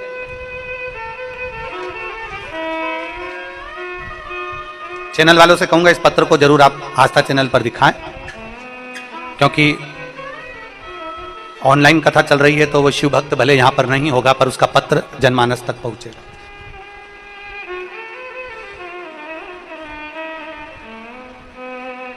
मेरा नाम संगमेश्वर त्र्यंबक अप्पा मठपति है। मेरा नाम संगमेश्वर त्र्यंबक अप्पा मठपति है। मैं लातूर जिले में अहमदपुर तालुका के चोबली गांव का रहने वाला हूं और मेरा मोबाइल नंबर ये है। डिग्री पूरी होने के 12 साल बाद गुरुदेव मेरा 2012 में D.Ed पूरा हुआ। उसके बाद मैंने 2013 में अपना पूरा पढ़ाई पूर्ण कर ली और पूर्ण पढ़ाई करने के बाद में तब हम पूर्ण तरह से परीक्षा देते रहे पर कहीं सफलता नहीं मिल रही। थक चुका था। 12 साल लगातार मैंने गवर्नमेंट जॉब के लिए, गवर्नमेंट सर्विस के लिए अप्लाई करा, पर मेरी नौकरी नहीं लगी 12 साल तक। तब मेरी दीदी ने मुझसे कहा, मेरी बहन का नाम है प्रियंका, उसने मुझसे कहा कि तू एक बार पशुपति व्रत कर। मैंने पशुपतिनाथ का व्रत किया। आप कहते हो कथा में स्वयं प्रसाद बनाओ, मैंने खुद प्रसाद बनाया। मैंने प्रसाद बनाकर भगवान शंकर का पशुपति व्रत करा, पर बाबा ने मेरी उस पशुपति व्रत पूर्ण होने पर भी मेरी नहीं सुनी। एक बार पशुपति व्रत पूर्ण हो गया, मेरी बहन ने कहा घबरा मती, वो सियोर वाला महाराज कहता है कि भगवान का चरण कभी मत छोड़, दूसरी बार पशुपति व्रत फिर कर। मैंने दूसरी बार पशुपति व्रत फिर किया, और दूसरी बार पशुपति व्रत करने पर मैंने एक एग्जाम बहुत पहले दे रखा था, जिसको मैं भूल चुका था कि जिसका कोई रिजल्ट आएगा। दूसरा पशुपति व्रत किया, और व्रत करने के बाद मेरे बाबा ने जो एग्जाम में बहुत पहले दे चुका था उसका मुझे याद भी नहीं था, और बाबा की कृपा से मुझे 17/6/2024 को मेरी गवर्नमेंट जॉब लग गई। मैं बाबा को धन्यवाद देने के लिए आया हूं। आज मैं शिक्षक बन गया। मैं बाबा को धन्यवाद देता हूं कि 12 साल के बाद मेरे बाबा ने मेरी सरकारी नौकरी लगाई, जो आस मैंने छोड़ दी थी, जो मैंने आस त्याग दी थी। ये शिव है, शिव। मेरा नाम संगमेश्वर त्र्यंबक अप्पा मठपति है। मैं लातूर जिले के अहमदपुर तालुका के चोबली गांव का रहने वाला हूं, और मेरा मोबाइल नंबर ये है। शिव तत्व इसी को कहते हैं। और मैंने तेरे ही भरोसे बाबा, तेरे ही भरोसे हवा भी उड़ती जावांगी बाबा, डोर हत्तू छठी ना मैं कटी जावांगी। भोले मैं तेरी पत्नी, शंभो मैं तेरी पत्नी। उसका भरोसा, उसका विश्वास दृढ़। जब हमारा भरोसा दृढ़ होता है तो शिव जरूर मिलते हैं। जब हमारा भरोसा दृढ़ होता है तो शंकर जरूर मिलते हैं।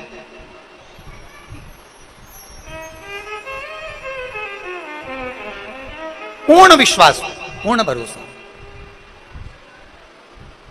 देखो, खेती करने वालों से पूछना, बीज बोने वालों से पूछना, फसल लगाते हैं, धान लगाई, सोयाबीन लगाया, गेहूं लगाया, कपास लगाया, जो भी लगाया उन्होंने, उसके साथ उन्होंने बीज तो बोया था, कपास का बीज तो बोया था, गेहूं का बीज तो बोया था, सोयाबीन का बीज तो बोया था, धान का, पर उसके साथ में खरपतवार बहुत सारे लग जाते हैं।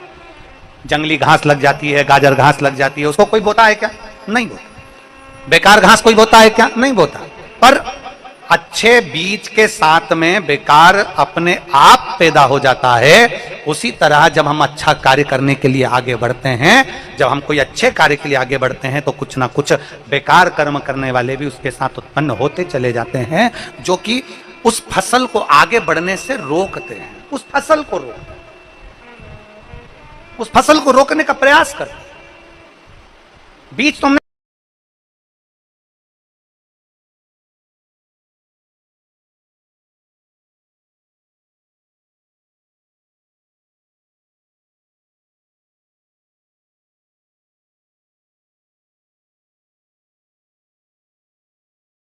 और फिर निवेदन करेंगे। परीक्षा शिव लेता है, प्रतीक्षा आपको करना है। मेरा ओघड़ दानी प्रतीक्षा करने वाले को एक ना एक दिन भंडार भर ही देता है। वैसा मेरा शिव है, ऐसा मेरा शंकर। और खाली ना जाता कोई दर से तुम्हारे, खाली ना जाता कोई दर से तुम्हारे। मैं भी खड़ी हूँ नन्ही बाहें पसारे, अपने हृदय से लगा लो, लगा लो। गिरी जा रही हूँ, उठा लो, उठा लो। भोले अपने दर से अब तो ना टालो, गिरा जा रहा हूँ, उठा लो, उठा। पार्वती माता जैसा विश्वास अपने भीतर प्रकट करो। तुलसी बाबा ने लिखा है अपने पदों में कि शिव विश्वास है, माता पार्वती श्रद्धा है। शंकर को पाने के लिए सबसे मूल है हमारा भरोसा, हमारा विश्वास। हरि शिव पर भरोसा करता था, मणि शंकर पर मंदिर जाता है, लोगों को दिखाने के लिए जाएगा, सर्वस्व करेगा, पर शिव के प्रति विश्वास जागृत नहीं हो पाया, शंकर के प्रति भरोसा जागृत नहीं हो पाया।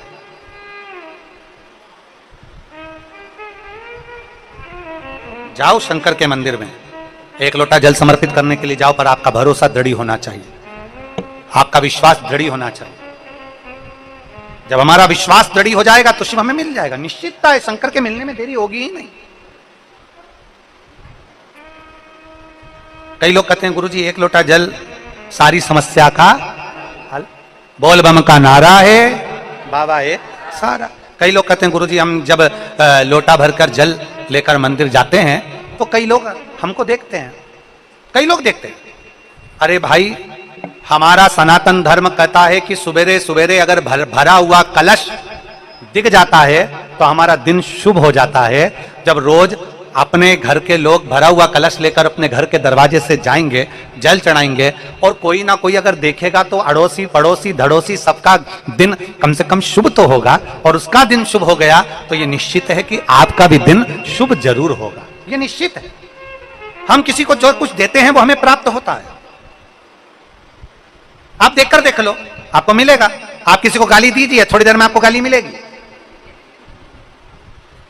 आप किसी को कुछ दोगे तो मिलेगा ना। आप अच्छा दीजिए, अच्छा मिलेगा। आप भगवान का भजन दीजिए, भजन मिलेगा। आप कीर्तन दीजिए, कीर्तन मिलेगा। आप नाम स्मरण दीजिए, नाम स्मरण मिलेगा। आप भगवान की अविरल भक्ति दीजिए, आपको भक्ति प्राप्त होगी।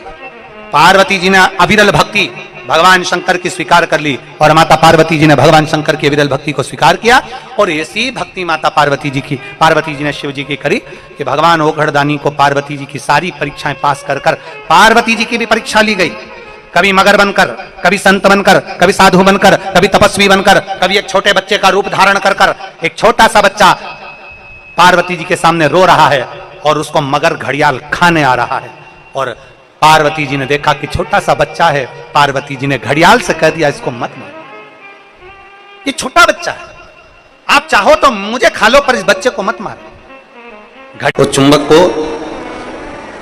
गंगा में रस्सी बांधकर गोताखोर डालते हैं और उसमें चिपकने वाला जो भी सामान होता है वो चिपक जाता है।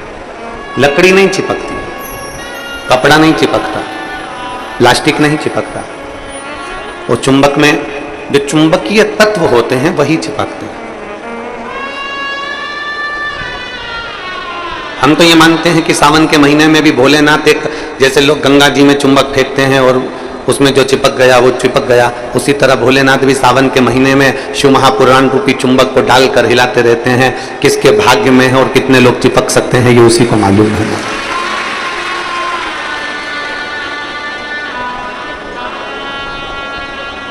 72 साल बाद ऐसा सावन आया है, और उस सावन में अगर भगवान की अविरल भक्ति हमारे मुख से हो रही है, भजन हमारे मुख से हो रहा है, कीर्तन हमारे मुख से हो रहा है, तो आप हम तो सब शिव के चरणों के दास नहीं।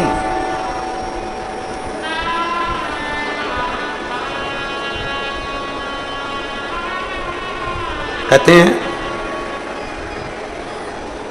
शिव महापुराण की कथा कहती है, नौकरी ऐसी होना चाहिए, सर्विस ऐसी होना चाहिए जहां जाने का मन करे। ऑफिस में तुम बैठते हो और दिन भर क्लेश मचे, फाइल तुम पढ़ते हो और फाइल उठाते से तुम्हारे को मानसिक टेंशन आ जाए, जरा जरा सी बात में चिंता खड़ी हो जाए, तो वो ऑफिस जाने का मन नहीं करता, नौकरी पर जाने का मन नहीं करता। नौकरी ऐसी हो जहां जाने का मन करे, और घर ऐसा हो जहां वापिस आने का मन करे। तो समझ,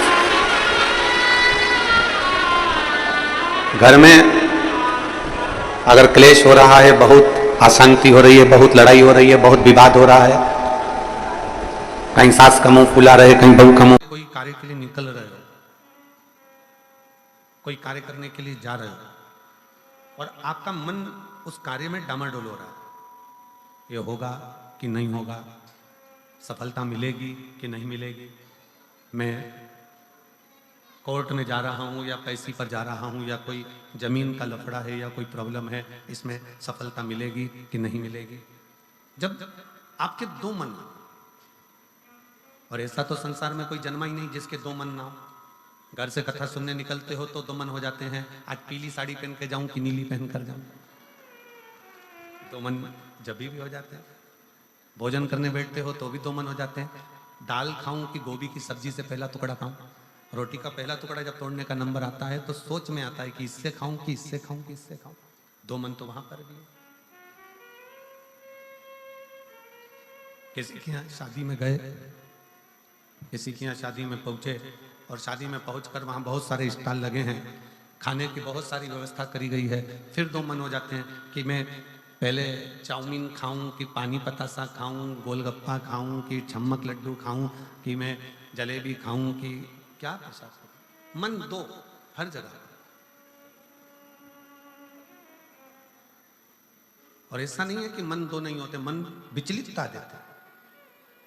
और शिव महापुराण की कथा कहती है कि कभी भी अगर कोई फार्म भर रहे हो, कोई एग्जाम दे रहे हो, कोई कंपटीशन एग्जाम में बैठे हो, या मेरे बेटे बेटी 10th और 12th का यदि एग्जाम दे रहे हैं, तो अपना दो मन मत करो।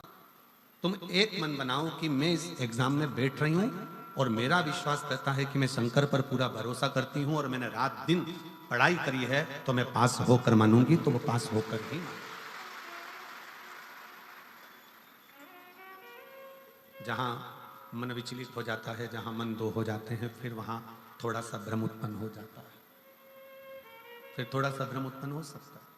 पर जब आपने एक विचार कर लिया कि मुझे सफलता मिलेगी, तो ये निश्चित है कि दुनिया में कोई ऐसा पैदा नहीं हुआ कि आपकी सफलता को रोक दे, आप आगे बढ़कर ही रहो। और एक निवेदन और है, मान लो किसी कारणवश सफलता नहीं मिली और आप सफल नहीं हुए, तो चिंता मत करना, चिंता करने की जरूरत नहीं है। एक बार अगर एग्जाम दिया, एक बार अगर अपन फील्ड में उतरे और एक बार में सफलता नहीं मिली, तो चिंता मत करो। यह मत सोचो कि पीछे हट गए। शिव महापुराण की कथा में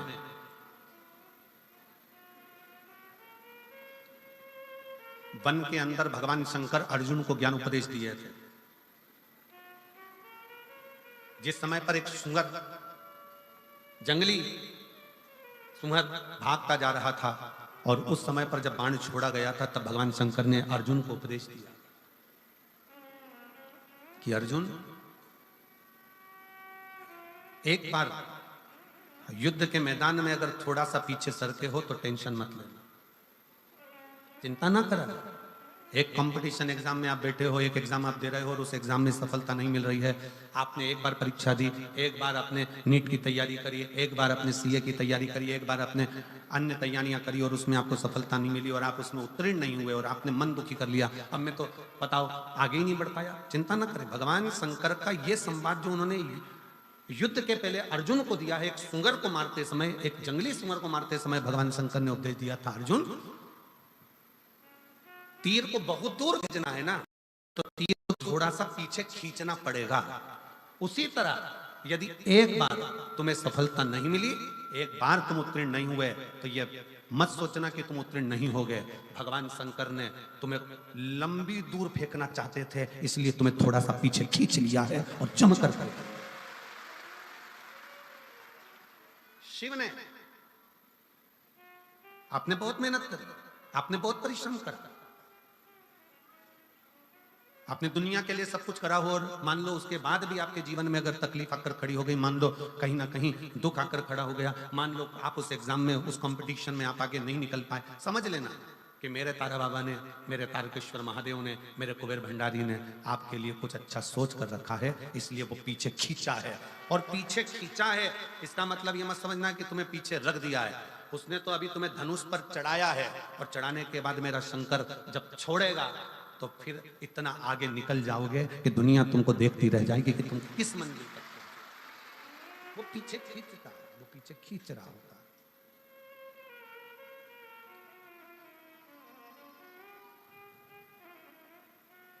खूब मेहनत करो, खूब परिश्रम करो, खूब अच्छी लगन से कार्य करो, और जितनी मेहनत से कर सकते हो उतनी मेहनत से करो। जिस समय पर तुम्हारा दो मन हो रहा हो, तुम्हें लग रहा हो कि मैं निकलूंगा कि नहीं निकलूंगा, तुम्हें लग रहा है कि ये एग्जाम में क्लियर कर पाऊंगा कि नहीं कर पाऊंगा, मैं पहुंचूंगा कि नहीं पहुंचूंगा, तो यही तीन स्थान, यही तीन स्थान, तीन अक्षत को इन तीन स्थान पर ही रखा जाता है। जो तीन स्थान अभी आपको बताए हैं, एक माता पार्वती जी का गोल स्थान, हस्तकमल स्थान, दूसरा जहां से पानी बहकर नीचे की ओर जा रहा है उसी विराम स्थल पर, और तीसरा शंकर भगवान के शिवलिंग पर। ये तीन स्थान तीन अक्षत से पूर्ति कर देते। जैसे प्रदोष के दिन, प्रदोष काल में जलाया गया दीप, प्रज्वलित करा गया दीप 5 स्थान पर फल देता है। कितने स्थान पर फल देता है? 5 स्थान पर। आप में से कितने लोग हैं जो प्रदोष के दिन दीप लगाने मंदिर जाते हैं या शंकर जी के मंदिर पहुंचते हैं? बहुत बहुत प्रणाम आपको, साधुता जानना चाहिए। अपना प्रदोष के दिन, प्रदोष काल में लगाया गया दीपक 5 स्थान पर फल देता है। पहला स्थान, अगर हमको या हमारे परिवार में किसी को काल सर्प दोष है तो हमारा प्रदोष का लगाया गया दीपक कहीं पूजन मत कराओ, वो दीप जलाने से ही काल सर्प दोष समाप्त होता चले जाता है। दूसरा स्थान, पितृदोष।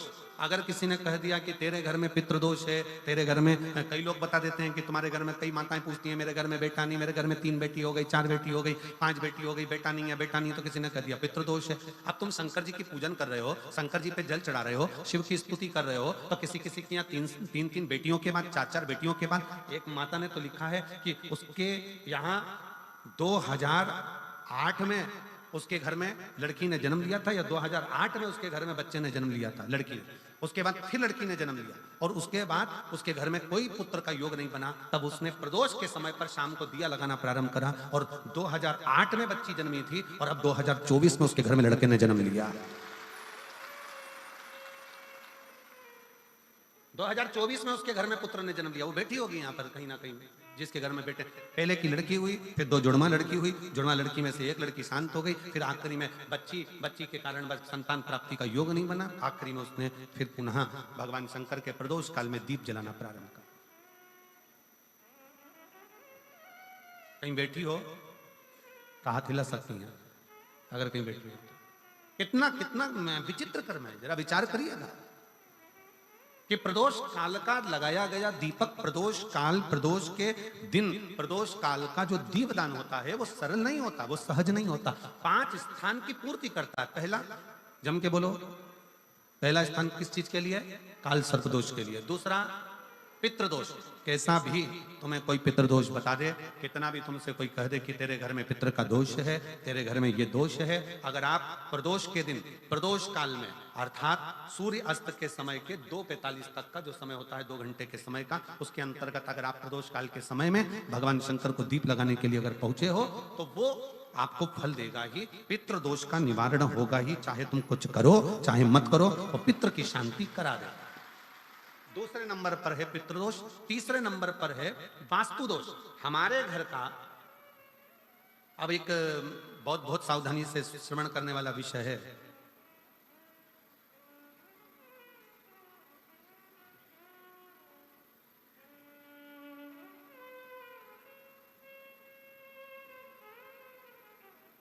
यदि वंश की वृद्धि नहीं है, 30 वर्ष शादी के हो गए, 40 वर्ष शादी के हो गए और औलाद है ही नहीं, डॉक्टर ने भी हाथ नीचे कर दिया, टेस्ट पे भी करवाया, IVF करवाया, सब कुछ तुमने करवा लिया, तो भी औलाद नहीं है, तब आखिरी में एक काम चालू करो। प्रदोष का दिन दोनों पति पत्नी व्रत चालू कर दो प्रदोष का, और प्रदोष काल में शाम के समय जाकर एक ही दिए में 2 लंबी बाती जानते हो ना, रुई की लंबी कपास की बाती 2, और दोनों बाती एक ही दिए में रखकर पति पत्नी दोनों उसको प्रज्वलित करना प्रारंभ करें, बाबा संतान देकर ही रहेगा, औलाद आएगी ही। दीप की जो बाती में अंतर आ जाता है, एक गोल बाती में और लंबी बाती में अंतर आता है, बहुत अंतर आता है। पितरों के लिए गोल बाती का प्रयोग बहुत कम होता है हमारा, देवी जी के लिए, माता रानी के लिए, जगतजननी के लिए गोल बाती का प्रयोग बहुत कम होता है हमारा, ध्यान रखिएगा। एक पितृ के लिए, एक जगतजननी जगदम्बा दुर्गा भवानी के लिए गोल बाती का प्रयोग कम होता है, लंबी बाती का प्रयोग ज्यादा होता है। क्यों? क्योंकि हमारे घर की कुल देवी और हमारे घर के पितर हमारे वंश की वृद्धि करें, इसलिए लंबी बाती रखी जाती है, जिससे हमारा वंश बहुत लंबा चले, बहुत उन्नति की ओर बढ़े, इसलिए लंबी बाती का प्रयोग किया। शिव महापुराण की कथा कहती है 5 जगह पर हमारा जलाया गया एक दीप जो प्रदोष के दिन, प्रदोष काल में लगाया जाता है, 5 जगह पर भारी पड़ता है। पहले नंबर पर, जम के बोलते जाओ, काल सर्पदोष। दूसरे नंबर पर पितृदोष। तीसरे नंबर पर घर का वास्तु दोष। हमारे घर में कितना भी वास्तु दोष है, कोई ने कह दिया यहाँ बाथरूम नहीं बनना थी, यहाँ पर शौचालय नहीं बनना था, यहाँ सीढ़ी नहीं बनना थी, वो सीढ़ी वहां बनना थी, ये सीढ़ी वहां बनना थी। तुम पूरा घर तुड़वा के देख लो, उसके बाद में जैसा वास्तु वाले हैं वैसा करा कर देख लो, उसके बाद भी तुमको शांति नहीं मिले तो समझ लेना कि तुम्हारे घर में अब वास्तु दोष तो तुमने दिखाकर समाप्त कर लिया, फिर भी वो समाप्त नहीं हो रहा, तो प्रदोष काल का लगाया गया प्रदोष के समय का दिया आखिरी में वास्तु दोष को भी समाप्त कर देता है और उसमें भी फल प्रदान करता है। काल सर्प दोष, पितृदोष, वास्तु दोष। चौथे नंबर पर 1 रुपया कमाया, 1.25 रुपये खर्च हुआ, पैसा आया गया। ये चौथे नंबर का व्यापार में थोड़े दिन दुकान अच्छी चली, थोड़े दिन बैठ गए, थोड़े दिन काम चला, थोड़े दिन बैठ गए, गाड़ी चली थोड़े दिन फिर बैठ गए, अर्थात हमारी फैक्ट्री थोड़े दिन चली फिर बैठ गए, कहीं ना कहीं तकलीफ, थोड़े दिन खाते थोड़े दिन रोते वाला चल रहा है। तो प्रदोष काल का, प्रदोष के समय का दिया इस दुख को समाप्त कर कर रेगुलर एक जैसी सांझी, एक जैसी लक्ष्मी की वृद्धि करते चले गए, प्रदोष काल का। और 5वें नंबर का प्रदोष काल का दिया, प्रदोष समय का दिया 5वें नंबर पर रोग का निवारण का, रोग निवारण। ये 5 स्थान जो बताए गए हैं प्रदोष काल के दिन, प्रदोष के दिन दीप प्रज्वलन के। और अब की बार की जो शिवरात्रि आ रही है, बाबा देवाधिदेव महादेव की बड़ी कृपा है उस पर, बहुत करुणा।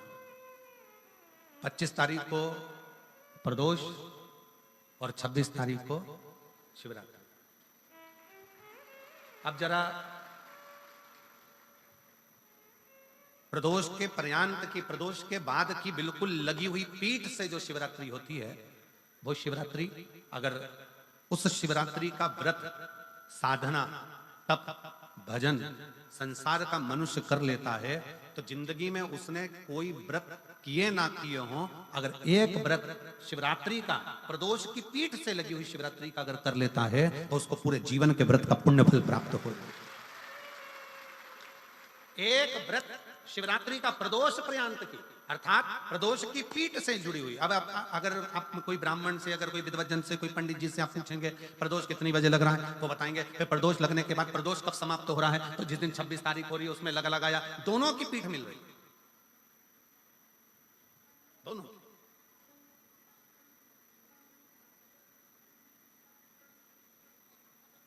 करो व्रत। आपने कितनी भी एकादशी का व्रत करे हो, कितनी भी द्वादशी के व्रत करे हो, कितनी भी चतुर्थी व्रत करे हो, कितनी भी तीज व्रत करे हो, कितनी भी अष्टमी का व्रत करा हो, कितनी भी नवरात्रि के व्रत करा हो, कितनी भी तीज का व्रत करा हो, चाहे दुनिया के कितने भी व्रत आपने करे हो, अगर आपने एक महाशिवरात्रि का व्रत नहीं करा तो कोई व्रत का पुण्य फल आपके खाते के अंतर आ नहीं पाता। शिवरात्रि के व्रत की इतनी मूलता है। पर एक निवेदन है, अगर कोई बुजुर्ग है, कोई बीमार है, कोई बूढ़ा व्यक्ति है, बहुत बीमार है, तो उसको निवेदन है आप व्रत ये नहीं कि 24 घंटे का करो, आप व्रत 2 घंटे का कर लो, 1.5 घंटे का कर लो, 1 घंटे का कर लो, 15 मिनट का करो। पर निवेदन है कि जो बीमार व्यक्ति है वो आधे घंटे, 1 घंटा, 2 घंटा, 6 घंटा, 15 मिनट पर शंकर की शिवरात्रि का व्रत ये विचार कर करना। बहू बेटा नाते रिश्ते सबको कह देना। कोई बीमार व्यक्ति है ना, वो भी कह दे कि देख बेटा मेरा व्रत है, तो घर के लोग कहेंगे पापा आपकी तबीयत खराब, मम्मी आपकी तबीयत खराब, दादी आपकी तबीयत खराब, आप व्रत कैसे कर रही हो, बच्चे की व्रत, बच्चा कैसे व्रत कर रहा है, तो कह देना मेरा 2 घंटे का व्रत है, 2 घंटे मैं बाबा का नाम लेकर, जल चढ़ाकर, जल का आचमन कर कर मेरे बाबा की भक्ति कर लूं 2 घंटे की, मेरा व्रत पूर्ण हो जाएगा। मैं व्रत कर रहा हूं, आधी में पुनी। तुलसी बाबा कहते हैं थोड़े में बहुत होता है। आपके व्रत अगर कोई बीमार है उसके लिए, अगर कोई कष्ट है शरीर में उसके लिए ऐसा व्रत है, बाकी के सभी के लिए तो वही व्रत शिवरात्रि का पूर्ण व्रत है जिसमें भगवान शंकर की विरल भक्ति को हम प्राप्त करें।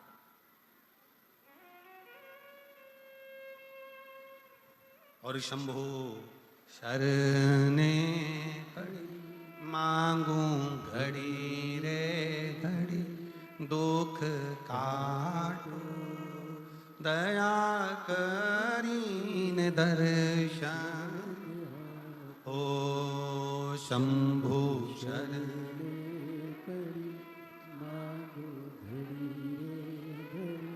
दुख काटो दया करीन दर्शन। भगवान शंकर की अविरल भक्ति को धारण करिए, शिव तत्व को धारण करिए, शिव उपासना को धारण करिए।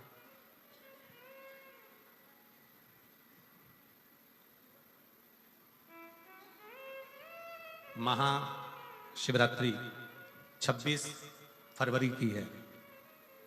26 फरवरी। और प्रदोष कब का है? जम के बोलो जरा। 25 फरवरी।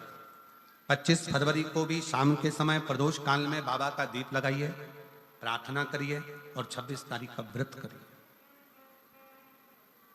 बिना संकोच। और जिसके घर में शंकर भगवान के व्रत के लिए अगर झगड़ा हो रहा है तो निवेदन है, व्रत बिल्कुल मत करिए।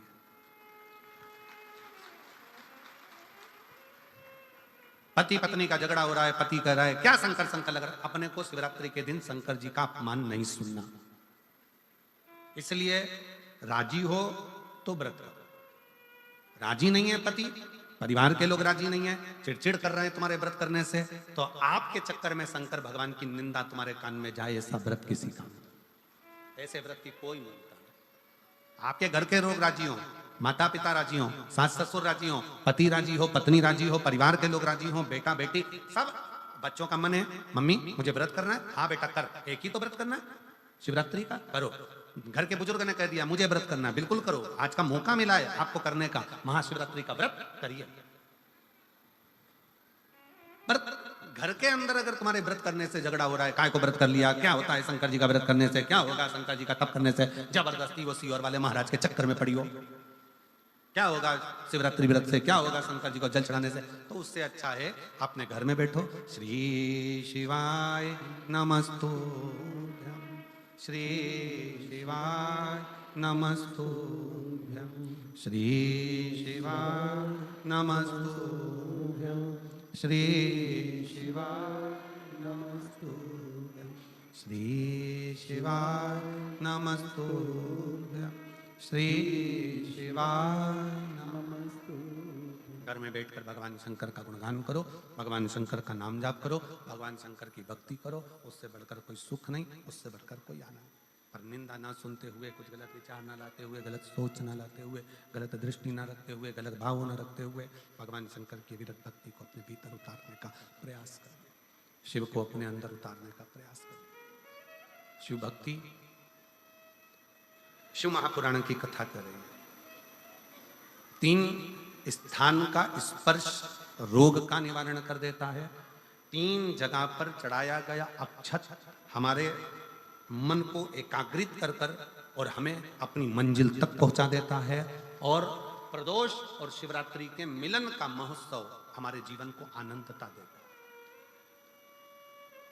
आनंद, क्या सुख है। आपके यहां तो सिरसा वालों को तो बड़ी बड़ी बधाइयां हम दें कि सिरसा की पवित्र भूमि पर तारकेश्वर महादेव विराजमान है। कम से कम 1 लोटा चढ़ाने के लिए, जल के लिए आप हृदय से पहुंच तो जाते हो। यहाँ तारकेश्वर महादेव विराजमान है। तारकेश्वर महादेव बेटा, आवाज सेट नहीं है, गला पकड़ रहा है, सेट करिए उसको। तारकेश्वर महादेव जी यहाँ विराजमान है, भगवान शंकर स्वयं विराजित है। शिव शिव शंकर शंकर। मैं माननीय गोपाल जी कांडा जी से कहूंगा, गोपाल जी जैसे भक्त यहाँ बैठकर कथा को सुन रहे हैं, कुबेरेश्वर धाम पर आज से शिव भक्त पहुंचना चालू हो गए, और जिसमें 25 तारीख से कार्यक्रम है। 25 तारीख से रुद्राक्ष महोत्सव, 25 फरवरी से चालू होगा। पर लोगों का विश्वास ऐसा होता है, जैसे इस पवित्र प्रांगण में आप लोग बैठे हो, कल हम देख रहे थे कि गोविंद जी उधर जहां राम जी की मूर्ति है,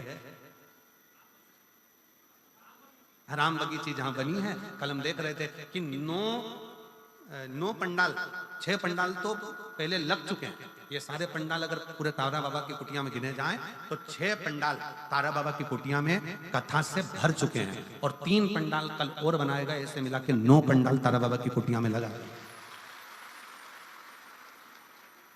कल गोविंद जी मां खड़े होकर पंडाल बनवा रहे थे, आगे रहकर सदगुरु वो बिछात करवा रहे थे बैठने के लिए, बिछात करवा।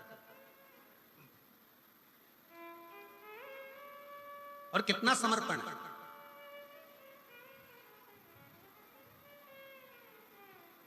गोपाल जी, हम इतनी कथाएं करते हैं, साल भर कथाओं का क्रम रहता है। सूरत कथा करी, उसके दूसरे दिन साकरी कथा हो गई, साकरी के दूसरे दिन छत्तीसगढ़ कथा हो गई, छत्तीसगढ़ कथा के बाद दूसरे दिन प्रयागराज कथा हो गई, प्रयागराज के दूसरे दिन सिरसा कथा हो गई, सिरसा के दूसरे दिन सीहोर कथा हो जाएगी, सीहोर के दूसरे दिन भटिंडा पंजाब कथा हो जाएगी, भटिंडा पंजाब के दूसरे दिन फिर महाराष्ट्र कथा हो। कथा रोज चलती। पर तारा बाबा की कुटिया में जो व्यवस्थाएं देखने को मिलती है कि जिनके पास में अगर ओढ़ने का कम्बल भी नहीं होता है ना, तो रात्रि के समय पर उनको देखकर उनके तन पर कम्बल भी उड़ा दिया जाता है कि इसको आप आराम से सो। इसको शिव भक्ति कहते हैं। ये दिखावे से परे है, दिखावे से परे।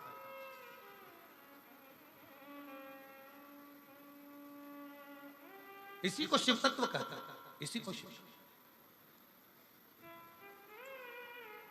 भोजन भंडारा सुबह से चालू हुआ, शाम तक चलता रहा, खूब आनंद के साथ लोग प्रसाद पा रहे हैं। सुंदर सुंदर व्यवस्थाओं के साथ में व्यवस्थित हर चीज रखी गई।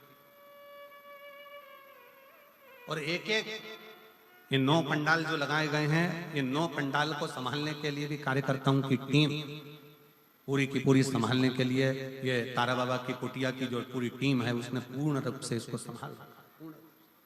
इसकी प्रशंसा। और शंभु शरणे पड़ी मांगू घड़ी रे घड़ी, दुख काटो दया करीन दर्शन। ओ शंभु शरणे मांगू घड़ी रे घड़ी, दुख काटो दया करीन दर्शन। शिव तत्व इसी को कहते। और जितने 9 पंडाल में शिव भक्त भरे पड़े हुए हैं, उनको एक निवेदन जरूर करूंगा, आप चिंता मत करना। आप मेरे बाबा की कथा को ग्रहण करने के लिए आए। मेरा शंकर कथा के माध्यम से हमने फिर कहेंगे, ये शिव महापुराण केवल पोथी नहीं है, ये मेरे शंकर का एक अंश स्वरूप है। जब हम कथा सुनते हैं, श्री शिवाय नमस्तुभ्यम बोलते हैं, बोलने के बाद जब हम मौन हो जाते हैं, उस समय पर आपका दुख काटने के लिए मेरा शंकर आपके कर्ण से प्रवेश कर कर आपके हृदय में बैठकर आपके घर तक जाकर आपके दुख को काट देता है। ये दुनिया लोग कहते कि कथा है, दुनिया की दृष्टि में लोग कहते हैं कि ये शिव पुराण है। हमारी दृष्टि में ये कथा नहीं है, हमारी दृष्टि में तो हमारा शंकर है, हमारा शिव।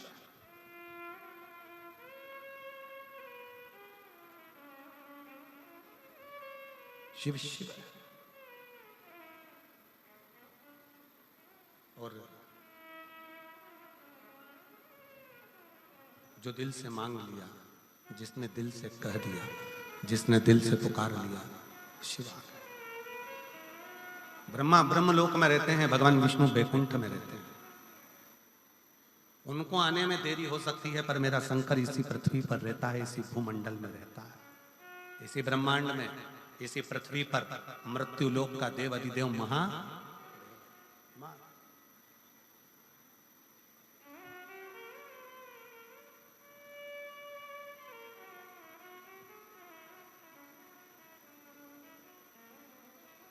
गोपाल जी, लोग कहते हैं गुरु जी आप वहां कैलाश मानसरोवर की यात्रा करे हो कि नहीं करे हो?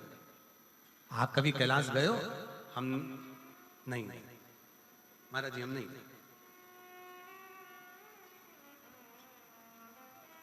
हम नहीं गए। कहा आप इतने बड़े शंकर जी का गुणगान करते हो और आप कैलाश नहीं गए?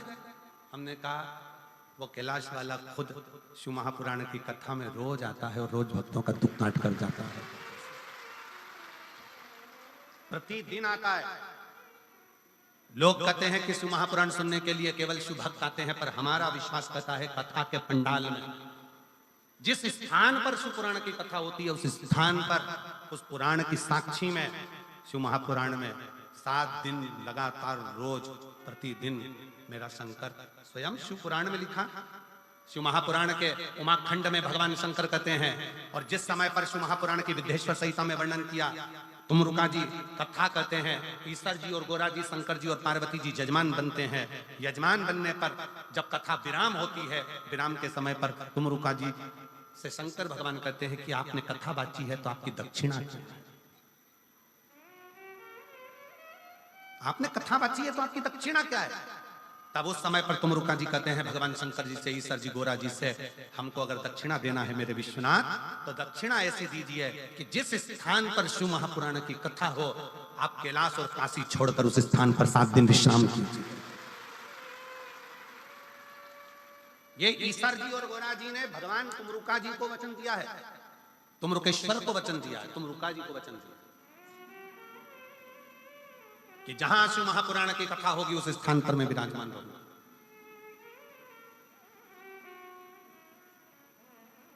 वे स्वयं उस स्थान पर।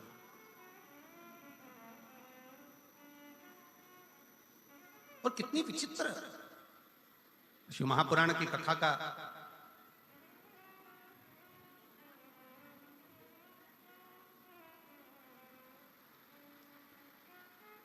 शिव महापुराण के विचारों का, शिव महापुराण का स्मरण दुनिया तुमसे कह दे कि हम कथा सुनने जा रहे हैं।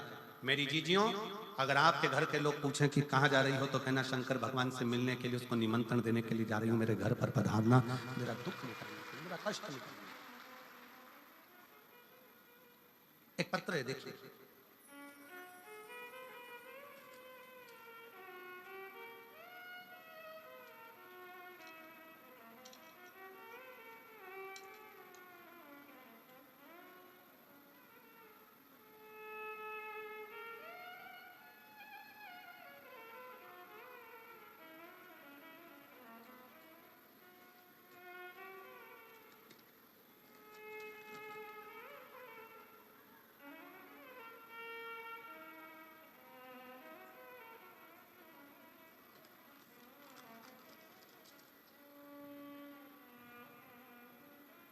मेरा नाम गीता देवी, मेरे पति का नाम नवीन कुमार है।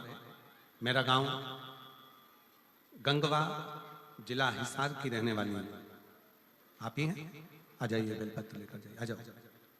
सबसे पहले गोपाल जी कांडा जी को धन्यवाद देती हूँ कि उन्होंने हमें दूसरी बार शिव पुराण सुनने का मौका दिया है, जिन्होंने इतनी सुंदर कथा सुनने का हमें मौका दिया। एक लोटे जल व शिव कथा का क्या वर्णन करूं गुरुदेव। 2018 से सरकारी नौकरी की तैयारी कर रही थी, पर बाबा ने मुझे आज 2024 में सरकारी नौकरी दी है। गुरुदेव, मैंने जितनी जगह पर अभी ज्योतिषों को दिखाया, सबने कहा था कि तुम्हारी किस्मत में सरकारी नौकरी नहीं है, मैंने आज छोड़ दी थी। तब एक बार मैं अपने माई के गांव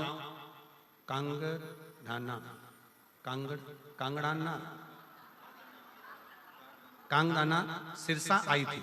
तब मेरी माँ ने मुझे कहा था कि टीवी पर जो महाराज कथा करते हैं ना, वो सिरसा में आए हैं, गोपाल कांडा जी, गोविंद कांडा जी बुलाए। मैंने सुना है कि जब वो कथा करते हैं तो उनके पंडाल में बैठकर जो मांगा जाता है वो बाबा देता है 3 महीने के अंदर। चल तू मेरे साथ कथा सुनने के। मैं अपने मायके आई, मैं आपको जानती नहीं थी। पहली बार मैंने पंडाल में बैठकर शिव महापुराण की कथा इस मायके के अनुसार यहाँ बैठकर श्रवण करी। उस समय पर इस पंडाल के अंदर मैं नहीं आ पाई थी, बाहर के पंडाल में बैठकर मैंने कथा सुनी थी। वहीं बैठकर श्री शिवाय नमस्तुभ्यम कहते हुए बाबा से निवेदन करा, और बाबा की ऐसी कृपा हुई कि 3 महीना भी पूरा नहीं हुआ और बाबा ने मेरा पुलिस में भर्ती करवाया और मेरी नौकरी लग गई। फोटो भी लगा रही हूँ।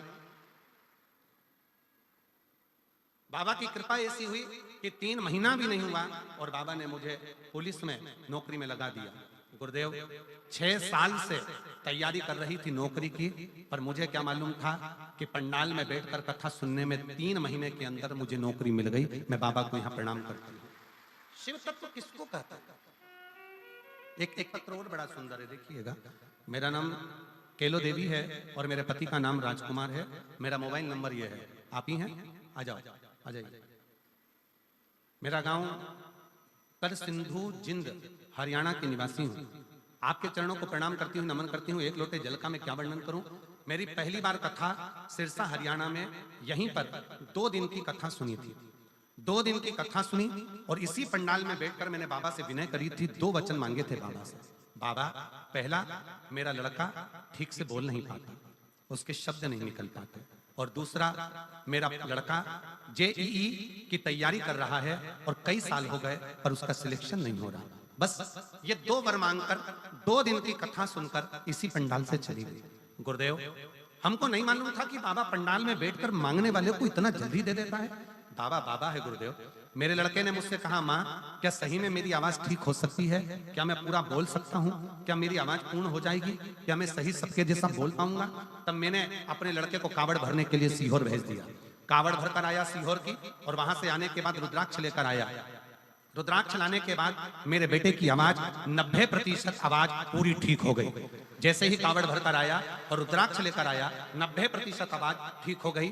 और बाबा की ऐसी कृपा हुई कि मेरे बेटे का जो दूसरा वर मांगा था जेई में सिलेक्शन, आज मेरे बेटे का 99.14 के प्रतिशत से मेरे बेटे का जेई माइंस में रिजल्ट आ गया है, और मेरा बेटा आज सरकारी कॉलेज में पढ़ रहा है। मैं बाबा को धन्यवाद देने के लिए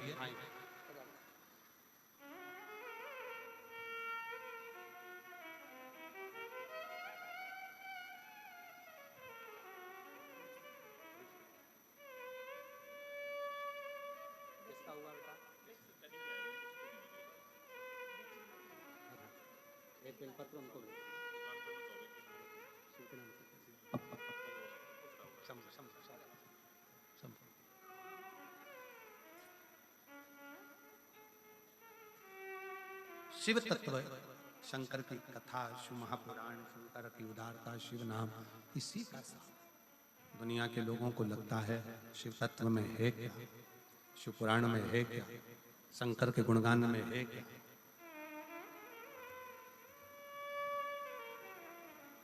और मैंने तेरे ही भरोसे बाबा, तेरे ही भरोसे हवा बिच उड़ती जावांगी, बाबा डोर हथो छठी ना मैं कटी जावांगी, भोले मैं तेरी भक्त, शंभो मैं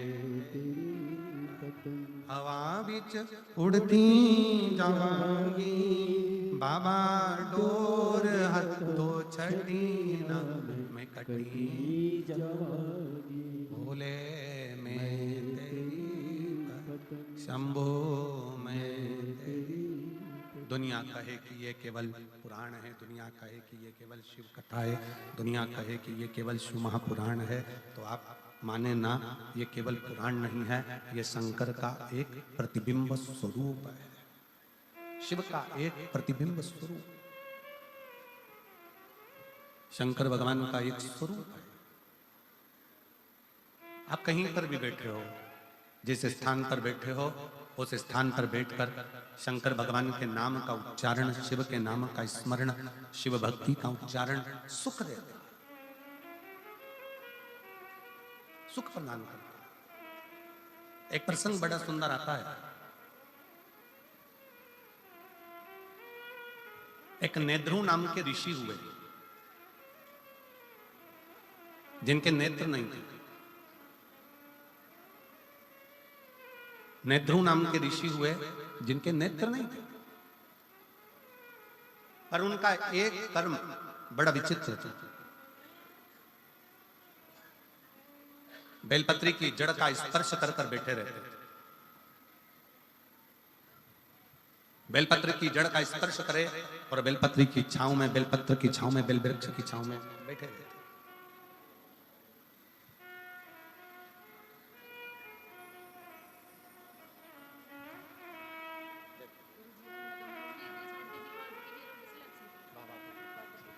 दीदी बोल रही हैं, हमने उम्मीद छोड़ दी थी कि बेटे की आवाज की भी और सिलेक्शन की भी, और बाबा ने आवाज भी दी और सिलेक्शन भी दिया। बहुत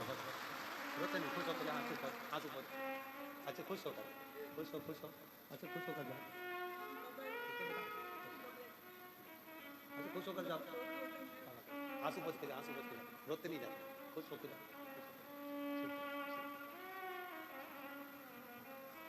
दीदी कह रही है मेरे बेटे की आवाज की भी उम्मीद छोड़ दी थी कि आवाज सही आएगी, और एग्जाम में क्लियर होने की भी सोच छोड़ दी थी कि वो हो पाए, पर उसने जो लाइन लिखी है, उसने इस लाइन में लिखा है, क्या सही में शिव महापुराण का पंडाल क्या शिव पुराण का पंडाल होता है? हमको तो लगता है कि यहाँ स्वयं शंकर अपनी हाजिरी बजाता है और झोली भर कर जाता है, स्वयं शिव देव।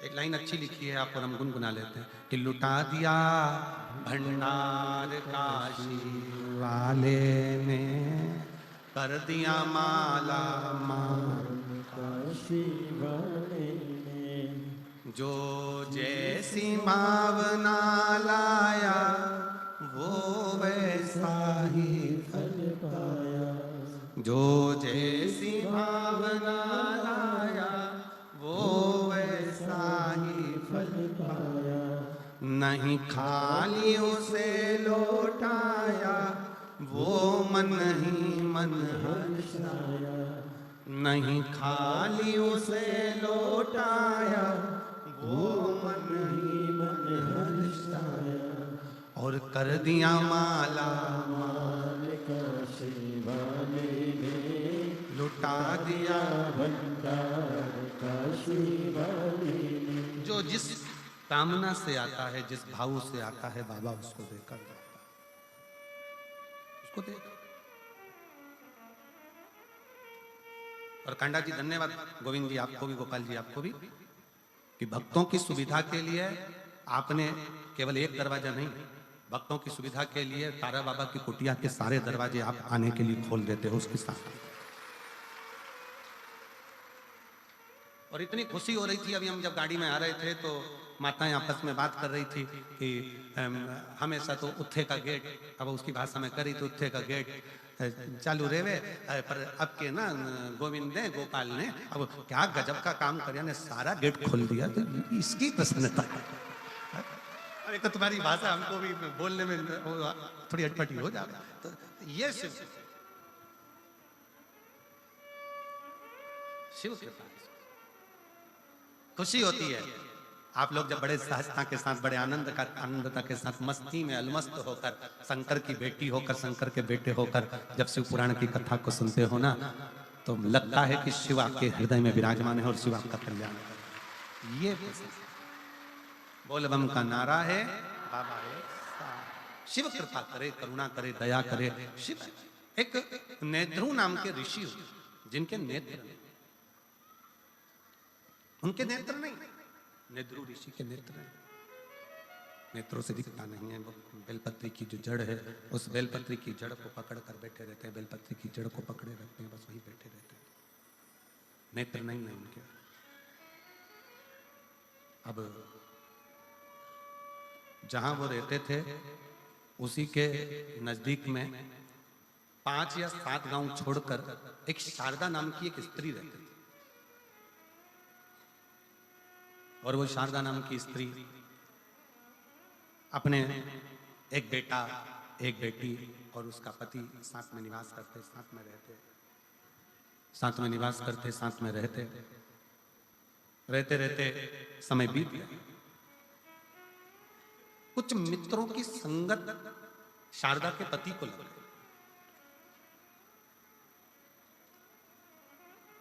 कुछ मित्रों की संगत। और हमने पहले भी कथा में कहा, एक ताली, दूसरा थाली, तीसरा प्याली, ये व्यक्ति को बहुत जल्दी बर्बाद कर देती है। पहले नंबर पर ताली, प्रशंसा करने वाले अगर तुम्हारी प्रशंसा कर कर तुम्हें गलत काम में लगा रहे हैं तो तुम्हें बर्बादी की ओर लेकर जा।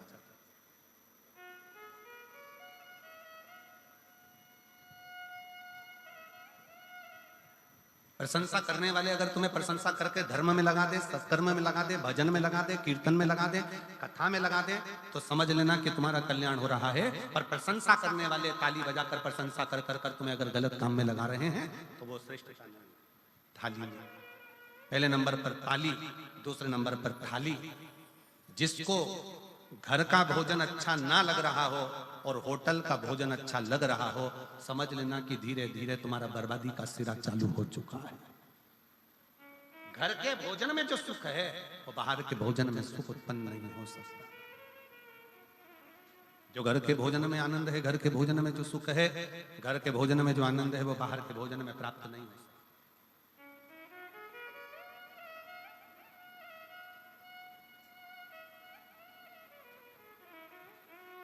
घर में जो भोजन बनाकर रखा उसमें श्रेष्ठता आई नहीं, संतुष्टि मिली नहीं, और बाहर का भोजन श्रेष्ठ लग रहा है, बर्बादी का सिरा। मित्र ले जाएंगे, चल जरा बाहर खाकर आते हैं, होटल ले गए, पार्टी में ले गए, खाया पिया आ गए, आज उन्होंने खिलाया कल तुमसे खाया। फिर है प्याली मित्र, ताली थाली, जम के बोलो प्याली। ये पीने वाले जो होते हैं ना, तुमको तुम्हारे बच्चों को पहले लेकर जाएंगे, साथ बिठाएंगे, घुमाएंगे फिराएंगे, रंग ढंग दिखाएंगे, एंजॉय कराएंगे, अपने पैसे से पहले तुम्हें पिलाएंगे, फिर जब तुमको लत लग जाएगी तब तुम्हारे पैसे से वो आप पिएंगे और तुम्हें एक दिन बर्बाद कर कर चौराहे पर बिठा देंगे। ये प्याली, ये बर्बाद। तीनों से बचिए, ताली प्रशंसा करने वालों से भी बचिए, थाली होटल का भोजन कराने वालों से, गलत भोजन कराने वालों से, मांसाहार कराने वालों से, वेश्यावृत्ति कराने वालों से, जुआ खेलने वालों से या अन्य व्यसनों में डूबने वालों से थोड़ा बचिए। अगर गलत संगत अगर है तो वो हमें बर्बाद कर। और कोई कहता है कि गुरुजी वो हमारे परिवार के लोग ऐसा कर्म कर दिया और वो ऐसा, तो हमारा निवेदन है ऐसा नहीं कि आप परिवार छोड़ दोगे, घर छोड़ दोगे, कुटुंब छोड़ दोगे। आप तो इतना करो ना कि पानी से मिट्टी और मिट्टी से पानी दोनों ही कीचड़ मचा रहे हैं, तो दोनों की दूरी ही श्रेष्ठ है, दोनों की दूरी श्रेष्ठ। आज के जमाने में किसी से कह दो भगवान की कथा सुनो, भजन सुनो, कीर्तन सुनो, मंत्र जाप सुनो, स्मरण करो, भगवान का भजन करो, अभी कोई उम्र है बुढ़ापे में करेंगे और मालूम पड़े बुढ़ापे में प्राण निकल गए, उससे पहले निपट गए, तो कोई भरोसा? पहले तो गारंटी भी थी कि 100 में जाओगे, आज के समय में तो खसक के 80 पे आ गए, और 80 में भी अभी कोई भरोसा नहीं है। चलते चलते लड़कियां, एक दुल्हन इंदौर में अपनी शादी में महिला संगीत में नाच रही थी और दुल्हन मर गई। अभी हमारे एक शाहपुर के पास में एक दूल्हा घोड़ी पर बैठा हुआ था, वीडियो देखा होगा आप लोगों ने, घोड़ी पर बैठा और दूल्हा घोड़ी पर बैठा और बस उतरने ही वाला था और प्राण छूट गए। जीवन का क्या ठिकाना है, किसको मालूम कौन की मृत्यु कब आएगी, कौन मरेगा कब, कैसे मरेगा, किसका ठिकाना है, किसको मालूम।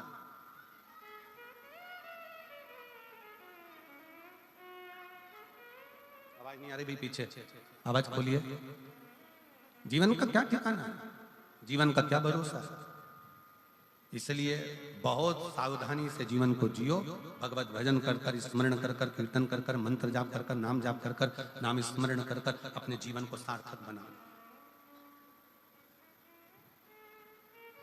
और मिलती है शिव नाम की दौलत कभी कभी, होती है अपने सिरसा में शिव पुराण कभी कभी।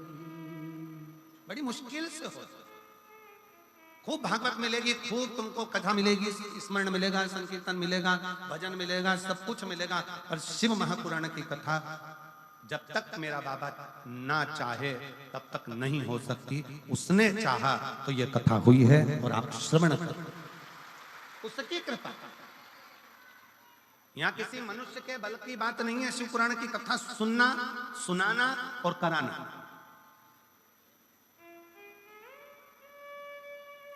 हमारी सामर्थ्यता नहीं है कि हम शिव पुराण की कथा बाच दें। गोविंद जी गोपाल जी के बस की बात नहीं कि शिव पुराण की कथा करवा लें, और आपके बस की बात नहीं है कि आप कथा सुन लो। कथा कराने वाला भी तारा बाबा है, कथा बाचने वाला भी तारा बाबा है, और कथा सुनने वाला भी तारा बाबा है। वो करा रहा है, कर रहे हो, सुन रहे हो, वो उसकी सामर्थ्यता है, अपनी नहीं है।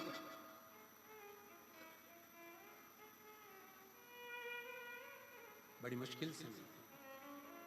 और काया को पाके तुम कभी अभिमान ना करो, कितने भी सुंदर हो, कितने भी ब्यूटीफुल हो, कितने भी, तुम्हारे काया का अभिमान मत करो। ये काया कम माटी मिल जाती है, कोई एक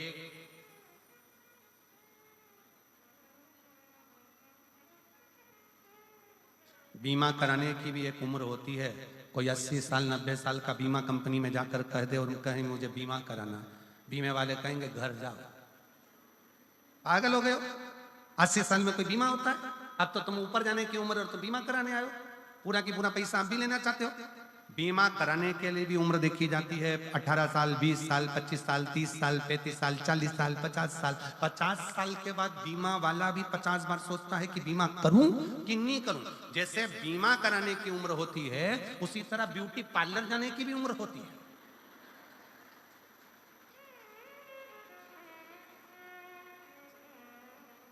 कोई 85 साल की, हाथ थर थर कांपे, मुंडे से पूरा सोफा सेट निकल गया,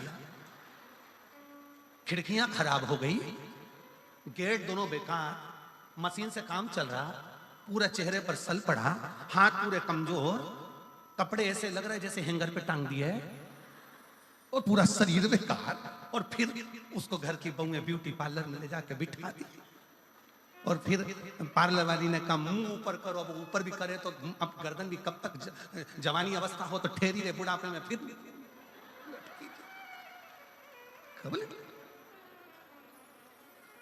अब पार्लर वाली ने बेचारी ने चेहरे पर मेकअप करना चालू करा। हमारी सास का मेकअप कर दो, हमारी दादी सास से मेकअप करो। तो एक एक्स्ट्रा लड़की बुलाई कि इसकी खाल ऐसे खींच खींच के पकड़ो, फिर खींच के, फिर खींच के।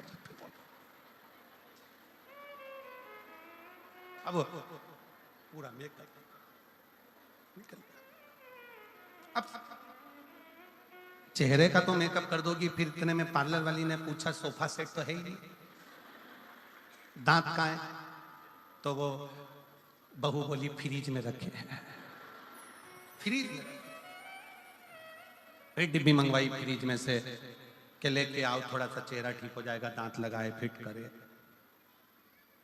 अभी भक्त आता है, स्वयं जगत जननी कह रही है पार्वती जी से, शंकर भगवान कहे पार्वती मैं कैलाश और काशी में रहता हूं, कैलाश में मेरा तप स्थली है और काशी में मेरा घर है। पार्वती तुम और मैं इस कैलाश की भूमि को छोड़कर काशी में रहते हैं। आपको मालूम है पार्वती, जब काशी में कोई मुर्दा आता है ना, कोई काशी में जब किसी का अंतिम संस्कार होता है तो देवता भी नगाड़े बजाकर उसका स्वागत करते हैं, नगाड़े बजाकर कि मेरे शंकर का कोई भक्त आ रहा। क्या अंतर है शिव के भक्त में और संसार के भक्त में? क्या अंतर है? कोई भक्त मरता है, वो मरने के बाद कहां जाता है? जम के बोलो, नरक की वैकुंठ? जम के बोलो जरा, वैकुंठ। और वैकुंठ में कब तक रखा जाता है उस भक्त को? जब तक उसका पुण्य चल रहा है। पुण्य चल रहा है, उसने जो पुण्य करा होता है तब तक वैकुंठ में रहने देते हैं। आपको होटल के 5 स्टार 7 स्टार होटल के रूम में कब तक रखेंगे? जब तक तुम्हारी जेब में 1000 की गड्डी पड़ी है, 500 का नोट की गड्डी पड़ी है, तब तक तुम्हें होटल के रूम में रखा जाएगा। और वेटर भी कहेंगे जी सर सामान आदि ये वो सब। तुम्हारे जेब में 1000 की गड्डी 500 की गड्डी जो तुम्हारे जेब में पड़ी है, 500 के नोट जो तुम्हारी जेब में पड़े हैं, तो उसके कारण बस तुमको उसी तरह वैकुंठ में भी कब तक रखा जाएगा? जब तक तुम्हारा पुण्य तुमने जो करा है वो पूरा खर्च नहीं हो जाता। जैसे ही पुण्य समाप्त होगा, वैकुंठ से धक्का मारकर नीचे फेंक दिया जाएगा। भक्त वैकुंठ से वापस धक्का मारकर नीचे फेंक दिया जाता है, उसका पुण्य जब समाप्त हो जाता है। पर शंकर का भक्त, शंकर को 1 लोटा जल चढ़ाने वाला, शिव का नाम लेने वाला जब मर कर जाता है तो किसी की सामर्थ्यता नहीं होती कि डबल से नीचे भेज दे, वो शंकर का हो जाता है। शिव के भक्त का दूसरा जन्म नहीं होता। पार्वती जी ने शंकर भगवान को कहा था क्या काशी में जो मरा है, काशी में जिसके प्राण छूटे हैं वो दूसरी बार जन्म लेगा? शंकर भगवान कहे नहीं, मेरा भजन करने वाला, मेरा स्मरण करने वाला, मेरा मंत्र जाप करने वाला दूसरी बार जन्म नहीं। इसलिए सावधान, जितने भी सिरसा के रहवासी इस शिव महापुराण की कथा को सुन रहे हैं, आज कथा का कौन सा दिन है? तीसरा। कितने दिन की और बची? 4 दिन की। समापन के दिन सुबह हो जाएगी, हम अपने घर, तुम अपने घर। 4 दिन की कथा और बची है। सिरसा वालों का भाग्य है कि कथा का रस तत्व ग्रहण करके अपने जीवन को उतारना और शंकर की भक्ति में ऐसे डूब जाना कि अगली बार जब बाबा अगर कथा कराए तो तुम्हारा भी पत्र यहाँ आए कि मेरे बाबा से मैंने मांगा था इसी पंडाल। और बहारो फूल, अरे गाओ गाओ। शिव का भक्त आया है। शंकर सितारो रागनी गाओ, भोले का भक्त आया है, भोले का भक्त आया है। कितना कितना कितना शिव है,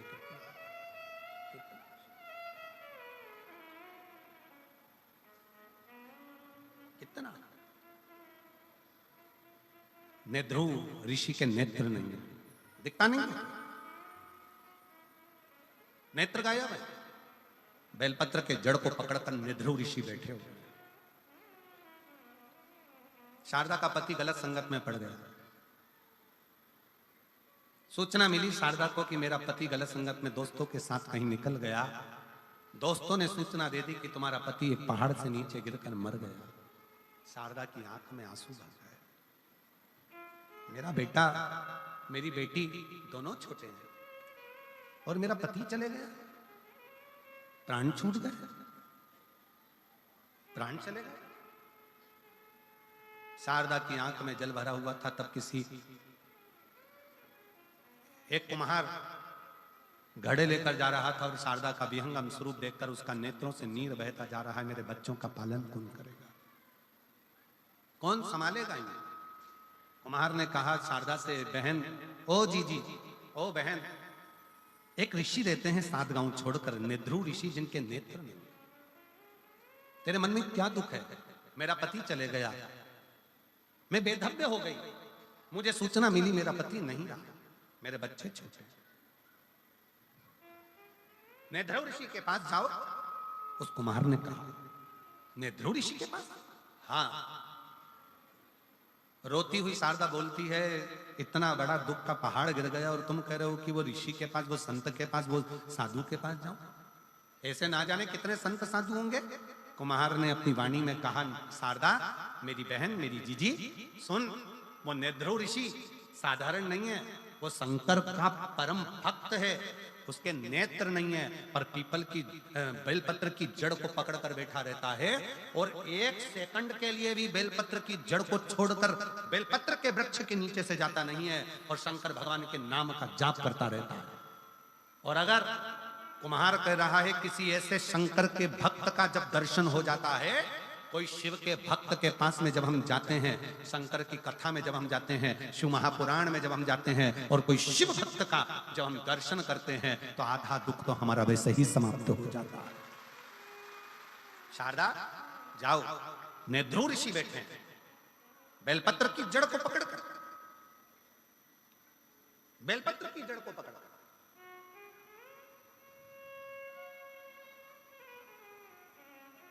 कितना सुंदर वर्णन किया है। जिसके उदर से जुड़ी हुई जो प्रॉब्लम रहती है, उदर में अगर कोई तकलीफें रहती, एक पत्र